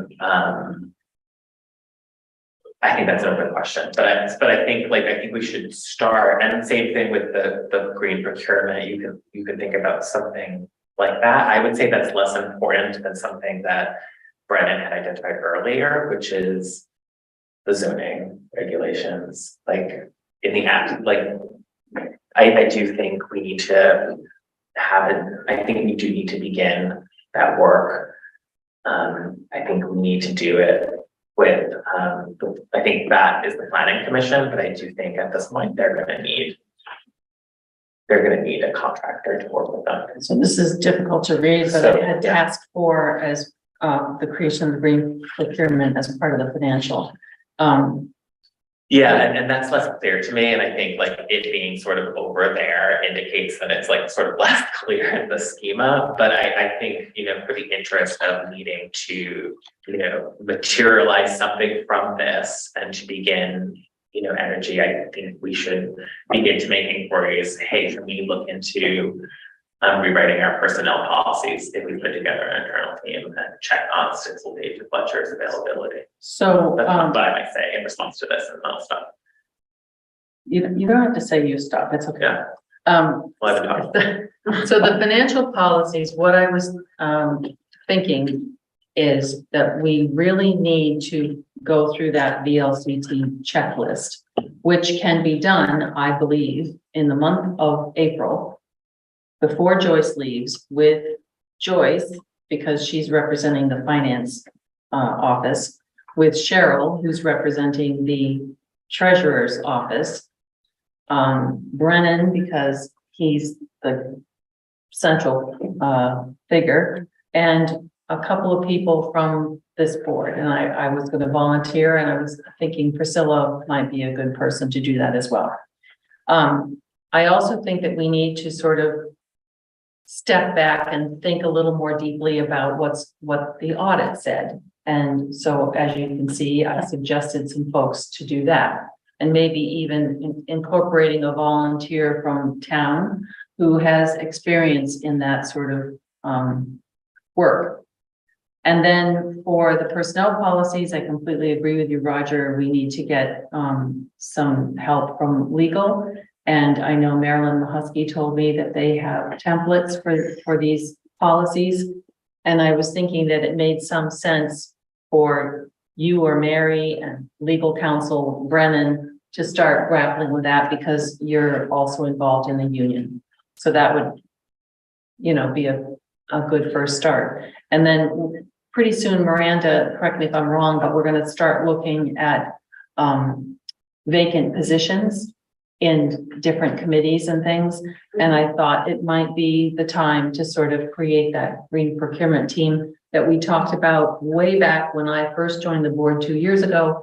And we were going over the financial policies and trying to weave in all sorts of sort of, keys for making sure that we didn't violate the sort of Article 36 commitment. So tonight, what I'm hoping to do is get authorization from the board to start putting these committees together. And that kind of is going to involve all of us to do a little extra work. And I'm looking in my mind to see this first work for the financial policies, the review of that audit, which shouldn't be too time consuming, I wouldn't think. And the checklist, have that all done in April so that we can move forward and get together, hopefully, with personnel policies in May, if that works with your schedules. I think it would be a question for, so if I may. Yes. So I think each of these things requires sort of that staff component, if you will. So, or professional service, if you will. So I would say the green procurement, any green procurement team that you put together which should fall on the scope of our contracted consultant. We have the IREC, we have an regional energy coordinator who could possibly work with that team, and then in turn be the person who reports back to the town manager, who then orients us for board discussion. I would say there isn't, like, Joyce is ending her contract. I would say right now the only sort of structure that I see producing an end product is the personnel policies, because you have a staff member who's intimately involved with them, Miranda. You would have the benefit of a legal team who would set out a process, and then you would have effectively members of the board who would be able to identify like weaknesses and perennial problems. So I think you really need to I think the structure doesn't exist for the other aspects of this. So that's what I'm saying. So I'm pushing. I would say, like, I'm pretty eager to get started on what we have, what we can capably staff. I understand that. I'm just thinking we've got Joyce through April, and I'd like to get that work done, because otherwise we're bringing in a new person who doesn't really understand what we've just been through and isn't going to as quickly be able to grapple with those kinds of questions. The checklist is actually going to be, I see it as sort of a negotiation of roles, because Vermont statute isn't clear always about who does what. And we, like other towns, sometimes, we happen to have a finance office and a treasurer. Other towns don't. They have just a treasurer. And so we need to decide with those offices what they believe is their role. And when they can't agree on what their role is, then we have to help. And once we've hammered that out, it can be baked into the personnel policies. So I see them as needing to work hand in hand in order to get a result that will be viable going forward. Otherwise, I think we will continually spin our wheels. So I would like to see this board agree on starting the processes and identifying the workers. Pam's been waiting. Go ahead, Pam. And if we can't agree on this tonight, we can. But I really, April is around the corner. Joyce is about to leave. I would really like, at the very least, to be able to start the work on the VLTC checklist, CT checklist. I guess my question is, could you clarify what the auditor agreed to help us with going forward? I think what the auditor was agreeing to was to just be on the speed dial when we needed help. And that's as we develop our processes and procedures, right? Okay, so we do have a consultant who is available to us on this particular topic. Yeah, Rick, Brigham. Okay. So can we, does anyone have Mary? I'm just on the human resources and the personnel policy. I noticed that the LCT has a model policy, and I also think that it's important to have legal review, but I don't think we can export all of our problems. I mean, I don't think we can take every single problem and go to the professional. It reminds me of the light bulb joke with the wasp. You know, how many wasps does it take to change the light bulb? And it's, you know, like one to call the electrician and the other to mix the martinis. Okay, it's sort of like, you know, I think maybe you can go a little too far into the direction of consultants sometimes. I think this should be used judiciously. You don't need to throw out the entire personnel policy and have the lawyers write it. I don't think I think there's some middle ground there where you do need to know that the particular circumstances of your town are taken into account, but also that there are characteristics of any town that are going to be in a personnel policy because of the state and federal regulations and insurance requirements. A lot of that is going to be very formulaic. I mean, I understand that, but like, you know, I don't think we're in a situation where, I mean, I appreciate what you're saying, and I would think, and I hear it, but I don't think we're in a situation where we can adopt model policies and work with model policies or even be formulaic. I mean, I think we need to rewrite the policies from the ground up, and I would say that the personnel policies have to come first, right? Because I think it's in these policies that it's also the clarification of roles. If you do like a little bit of a cursory look, some towns mention very explicitly how elected officials are not accountable to the personnel policies. Some say that they are, right? And so my first question is like, how is that possible, right? So I think it's looking at some of the pain points and tensions in the past. It will come out through the exercise of writing the personnel policies, and for that we need a lot of professional assistance. And I think we would be well served by having certainly like the assistant town manager who like has poured over these policies and that policy in the past to do this work. And I think we would have some efficiencies and savings in that. But I think this is a situation where the personnel policies have to come first, and it has to be a total rewrite, and we have to introduce all of the pain points and all of the tensions that we have gone through in order for it to be meaningful. You begin there. I have to respectfully disagree. I think they have to happen simultaneously, simply because we haven't got time to wait. We've got a financial crisis in terms of staffing. Well, there's no point in having, but there's no staff, so that suggests that you can wait. But you know what? How much more attractive are we as a town if we get our house in order so that we have good policies and we can say, we've just gone through these policies, everybody knows where the guardrails are, and we're simultaneously doing or have done the personnel policies. I think we become much more viable. Can I give Pam a chance? I think we do need to look at model policies, and we need to look at what towns around us might be doing. As I read this policy on page 20, if you have worked for this town for over 20 years, 20 or over, you can accumulate up to 400 hours of vacation time that you can take when you leave, which is why we just had 2 big payouts when we lost 2 key employees. And so are other towns doing this? I think we should ask those kinds of questions. Point taken. So to get to the chase. That's my final point.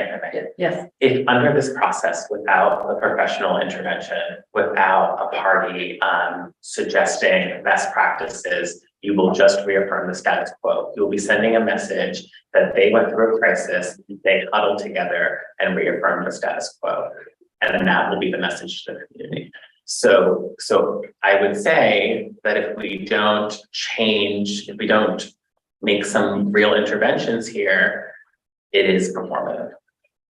I still respectfully disagree. I would like to see, no, it's not the checklist.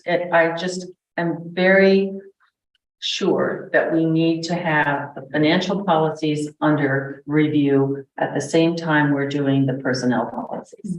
Yeah, but okay. And so that's where I would like to start. And I'm going to ask 3 questions.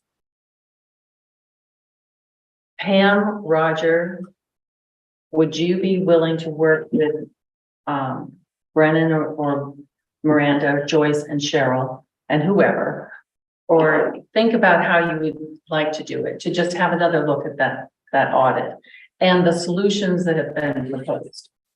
And secondly, Roger and Mary and Miranda, would you be willing to start working on these personnel policies? Getting the material you think needs to be obtained and starting to think about what needs to change. Yes, on the personnel policies. Okay. All right. Well, so hold off on the first question because Roger, I don't think you. I don't quite like. Am I willing to? I don't think it's not clear to me how we would be doing that. So I have some more questions, but like, I guess broadly, yeah. I think, this is open-ended for you all to sort of think about how it should work, because I'm sort of looking at, these are the things that we need to fold into our bigger decision-making. And we need to somehow get that, be sure that we understand, here are the weaknesses that have been suggested. And here's what the town has said it would do. Is that happening? Is there anything else that we need to do? But the second task, I think, has more urgency of all of them because Joyce is leaving. And I'd like to see that work start in April. So I'll answer. Roger. I am not willing to work with that team as mentioned. We need a professional, if not professional mediation, a professional consultant to protect all parties. This is the personnel one? No, I think we're sort of in general agreement that we'll get some, it's subject to a lawyer's availability to begin that process. I'm talking about the financial. I don't think anything productive or meaningful will come from Brennan, Miranda, Pam, Cheryl, and I. So you don't want to do that one? I think an entirely different structure needs to be proposed for that to be productive. Okay, may I assign you to come up with that structure? Sure, I suggested as such in the space today. Well, it's 10 o'clock, so. Yes, I can reaffirm, sorry. At the second task, I would like, unless anybody disagrees violently, I would like to start that. Are you talking about task 2? Task 2, the financial? Yes. Part, okay. The LCT checklist. Right. Is that? Yeah. Did you want to say something? No, I just wanted to know what you were talking about, and I see what Can you're we go back to task 1? Yes. I have absolutely no problem working with that group. If Roger doesn't want to be a part of that group, that's his prerogative. But I think you're right that with Joyce leaving, we need to look at this audit and start dealing with the recommendations to solve these weaknesses and significant deficiencies. I think I can work with any of them. Okay, so can we have, first of all, I am hearing that the personnel policy approach is agreeable to everyone. That Roger, Mary, Miranda will start working on that and bring in legal assistance as required. Look at VLCT models, etc. Yeah, and you can schedule meetings for board updates ahead of time if you want, but yeah, but generally it work. Good. Everybody agree to that? Yep. Pam? I have experience writing personnel policies. I would be willing to be a part of that group if that's acceptable. Well, I think at this stage, I think there's gonna be enough work for everybody. So let's- Okay. And you have financial background that would be helpful. Does anyone have, Roger doesn't want to be part of task one? Well, I just want to clarify, it's not that I don't want to be, it's that nothing productive will come from that arrangement. I'm saying an outside assistance with who I is think that's required. an unfair assumption. Well, we also have the possibility of outside assistance because we've got the auditing team. The auditor. Well, I like Pam, I would like to know more about how much we can rely on them for the process, and then that might change my ability to participate. Well, can I have a general idea about willingness for people to start exploring that task? Does everybody agree? Well, does everyone roughly agree that task one needs to happen and that it can start being investigated? I would say yes. We have only 3 months left in this fiscal year. I think we need to get things in order before we turn around and start putting things out to the auditor for the next audit. Okay. So I think we're under a time crunch here. All right. And task two, does everyone agree that we can start going through that process? Priscilla's okay with it. Mary seems to be okay with it. I am. Pam? Yeah. Roger? I mean, a little bit of my earlier comment, but it still holds. But I mean, we can make some motions right now to improve internal controls, get a second person signing checks and authorizing expenditures, and that would be a great internal control. I can make that motion right now. I don't think that would be productive under the circumstances. So, So that encourage it then more. I think it's, I think like, So so are you really serious? I am It's just a serious. detail. I mean, when you look at the checklist, there could be many things that need to be corrected. I think there's many things that could be corrected, but I think like, I don't think that the structure is conducive to, I think we need outside assistance. I've repeated it, people disagree. And I think even if I were to make some motions on internal controls this evening, I don't necessarily know if they would be of help, which would only underscore the need for more outside assistance. So, you know, I really appreciate you sort of calling me out, Mary, but like that's how I feel. And I feel like I've explained it and, you know, okay. I'll step back. So I agree. We can move forward. All right, so we will move forward with the financial policies, tasks 1 and 2, and with the personnel policies. And then I'd like to ask that we have a check-in about this. Everybody kind of report their findings or their status in our second meeting in April. Okay. All right. Thank you for that. That was a good discussion, and this is hint of what lies ahead. Number 8, and our last item other than future agenda items, which I think we've kind of sort of been touching on. I wrote a memo sorry. This is about the IREC report, which came, and I was reading it and I was thinking, as I always do, that when reports are submitted, sometimes we don't even, thank you. Sometimes we don't even acknowledge them. And I think that what I would like us to do going forward is I'll just place an item on the select board agenda so that we can identify those things and give us an opportunity to mention anything that is concerning or we want to delve into in a future meeting. For this particular report, I was concerned because there seemed to be so much in that one sentence about Tracy Hall that seemed to be things that, you know, I thought we needed to know more about. What proposals particularly were on the table, what monies are being talked about in terms of grants. I mean, we've been talking tonight about how we have, as a town, we're having problems managing our grants. And the whole issue of space in Tracy Hall and how what we decide to do with space in this building might actually inform what we need for boilers or all sorts of things. So, And we were also promised that we would get a copy of this proposal or report from Living Buildings, which seems to have gone somewhere else rather than here.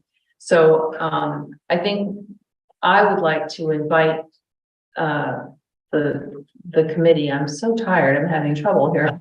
The Energy Committee and Jeff Grout, if he can manage it, to come and just have a conversation about what they're thinking about. And I was also thinking, as you know, communication is key for the entire town. And I think what we need to do is increase the amount of communication among committees and this board. And so it occurred to me that maybe we can start something like a bi-monthly chairs roundtable, so that maybe one person from this board meets with all the chairs or representatives of the various committees, just so that there's an interaction. And we've been talking for a while about having monthly meetings with inviting committees here so that we can, you know, check in with them. But these are just ideas that I have, so that maybe we can start having better communication and make sure that all of the initiatives that people are talking about are consistent with what we're thinking needs to happen and what we think is available for money, that sort of thing. So that was a long-winded explanation, but any discussion? Pam? I have signed up for the May 3rd training on this municipal energy resilience program. It's a VLCT workshop on that, and it's May 3rd. I could look at my calendar, but I think it's 9:30 to 12 on May 3rd. Great. And I'm wondering if this whole thing about the Tracy Hall and the boiler and all that is kind of a carryover from our previous town manager seeking information, and then maybe the person at Two Rivers didn't get the message that that person is gone, and maybe we're looking to go a different direction or a different person to communicate with. So that could be how they kind of got down a path and didn't realize that we weren't being informed. Yeah. Priscilla, can you have something? What does IREC stand for? I hate all these acronyms. What is it? It's the Intergovernmental Regional Energy Coordinator. It's 7 towns, so it's intergovernmental. Interregional. Interregional. Same thing. Oh, sorry, interregional. And we pay something like $36,000 towards that. Okay, inter something regional Energy coordinator. If I could, I'll just add that I met with Jeff Grout, who's the gentleman who is taking over that position. I guess it was last week, more than 2 weeks ago. And he is also very interested in coming in and talking with the select board. And we did talk about that Living Buildings report that is kind of hanging out there is incomplete. And he was going to reach out to the gentleman who had been commissioned for that and see where that was in the status. And that might be something we could add, you know, limiting the time to discuss it for a meeting. He doesn't have it either? My understanding was he had a draft, but I don't think it was, I know when I spoke with Marcus is the gentleman's name, he wasn't quite ready to release it publicly. So that was a while ago. Linda Gray, who is the IREC. Yeah. Our representative. I saw her. Mary, did you have some? I'm concerned about that report. I just wonder whether someone gave up on Tracy Hall, like the problems are just so severe as far as actually correcting it for being weatherized or, you know, run into an energy efficient state, that someone's just stuck. And if, you know, if the answer is that would be very daunting, I think that we deserve, even if it's a tough answer, we deserve to have an answer. And that report is way late. You know, did we not pay for that too? Like $4,300 or something? Well, I think, yeah, I just think it's out of line.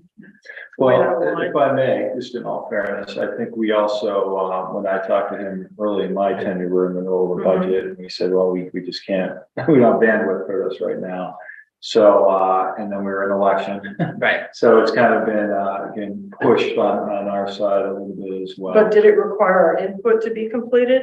Is that why it was held up? Or, I mean, if it's a report, it could have been just sent to us. Yeah, Right. I think the, Yeah. I think the suggestion was that it deserved a, maybe an interaction and a presentation. And I don't, again, my understanding is it is close to, if not already completed, just maybe awaiting our collective, we'd like to see the report now. When can you present it? So that might be something for one of our April meetings as well. Yeah, we want to make sure that things are happening in concert. Omer was first. I know Linda's waiting, but let's hear from Omer. Or Lily, whoever. Sorry, I've had my hand up for a while. I was actually trying to comment on the last topic. Oh, okay, go ahead. I'm so sorry, I missed you. Yeah, Omer Tryman. So I know and appreciate that there's a lot to do and the board is trying to take all of this on. I would hope you reach out to the community. There's a lot of experts and professionals who spent much of their careers hiring and creating policies, whether it's employee professional policies, HR backgrounds, or financial policies. I just encourage the board to reach out, see if people are interested, available to help for a few months to push through and lend their expertise, for free as part of the community. So that was my comment. Thank you. And I would flip that and say, if anybody's interested in something, maybe they could contact us and say that they have an interest in helping. Yeah. Or if they'd like to apply for the director position, entertaining candidates. Yes, please. Linda Gray. Hi, thank you very much. And I have a very quick message for you with regard to some of what Marcia outlined in her memo. And that's simply to highlight, one, that Jeff Grout, as the new IREC, that he is very much interested in being a support for town staff, and in terms of being able to advise on energy topics and help very much on all kinds of energy related grants. And that was kind of a key message when we met with Brennan last week. And I also want to acknowledge, I think that everybody concerned feels like the report that you're waiting for from Marcus Jones at Living Building is in fact overdue, and nobody has it yet. And so don't be alarmed that things are not following the appropriate procedures. So everybody understands the contract is with the town, and the town manager and the select board will be the ones seeing it first. And Brennan indicated that he would like to see it sometime in April. So hopefully, given a deadline, Marcus is going to be able to respond to that. And just to let you know as well, the reason that Jeff referenced the EEI proposal in his summary memo is simply that's something that's kind of historical context that we wanted to provide to him so that he understood what things had been looked at already for Tracy Hall, and be able to compare. He's in a good position, I think, to provide some objective review for the town of different proposals. So I hope that everybody can take advantage of that expertise. Thanks. Thanks, Linda. All right. For future agenda items, we have a number of things, and I think at this stage at 10:15, unless, I guess the only thing I really need, obviously we've got the town manager search ultimately that we need to start on. We talked about the committee work. We'll probably invite IREC and the Energy Commission committee. We've got the LEMP, whatever that stands for, something emergency management procedures. To do, and we've got school board payments that still need to be followed up on. But cannabis retail question. I think we're going to have to maybe put that on the docket. So, Yes, Roger, when are we appointing people to boards and commissions and committees? when? Yeah. Miranda? Well, you can do that your second meeting in April if that works. Yeah, I think We we should, should get okay. that done. Okay, It takes at least half the meeting. okay. We'll put that on the 26th. We're also, we're gonna have, a grant agreement approval and a grant closeout, which we should do on April 12th. Okay. A grant proposal agreement and a closeout? Two different grants. Yeah. Two topics. Okay. That'll be a full meeting. Okay, so do we have, I haven't finished the researching this yet, the cannabis retail, but do we have a request, a formal request or anything? What do we have for background? We have correspondence from someone who is a retailer in Vermont, not a resident of Norwich. Yeah, that's what it is. And I've seen that, right? Correct. Yep. Okay. Roger? No, I don't have any. Pam? Why do we have to make this a priority when we have so many other things to deal with? Why does this rise to the top? I didn't say it did rise to the top, but we do have someone who's been pushing for But some it's a sort of. non-Norwich resident. I just learned that today. So right now. I would say next March was what we discussed at the last meeting, and if they want to be on the warning for the next town meeting that happens every March, then they have plenty of time to let us know that. Okay. Yes, Roger. Did you say the town manager search is at the next? That's No. not realistic. No. I mean, I just think that we need to have that on our radar, and I was thinking that we may need to think a little outside the box and start that sort of thinking. So not huge decisions, but outside the box thinking decisions. Well, I On April think, 12th. Well, I think we need to start if we want to have someone by next town meeting. So like, to Pam's point, like, that's kind of maybe the most important thing. well, I had it down here on the 12th on this. Maybe keep it there. Okay, we'll keep it on the 12th. I agree. All right, and unless there's Sorry. anything else, it's a burning issue that someone wants to discuss tonight, I would entertain a motion to adjourn. So moved by Priscilla. Second. Seconded by Pam, all in favor? Thank you very much, ladies and gentlemen. We really don't have a meeting next week. We do. What do you mean by? No.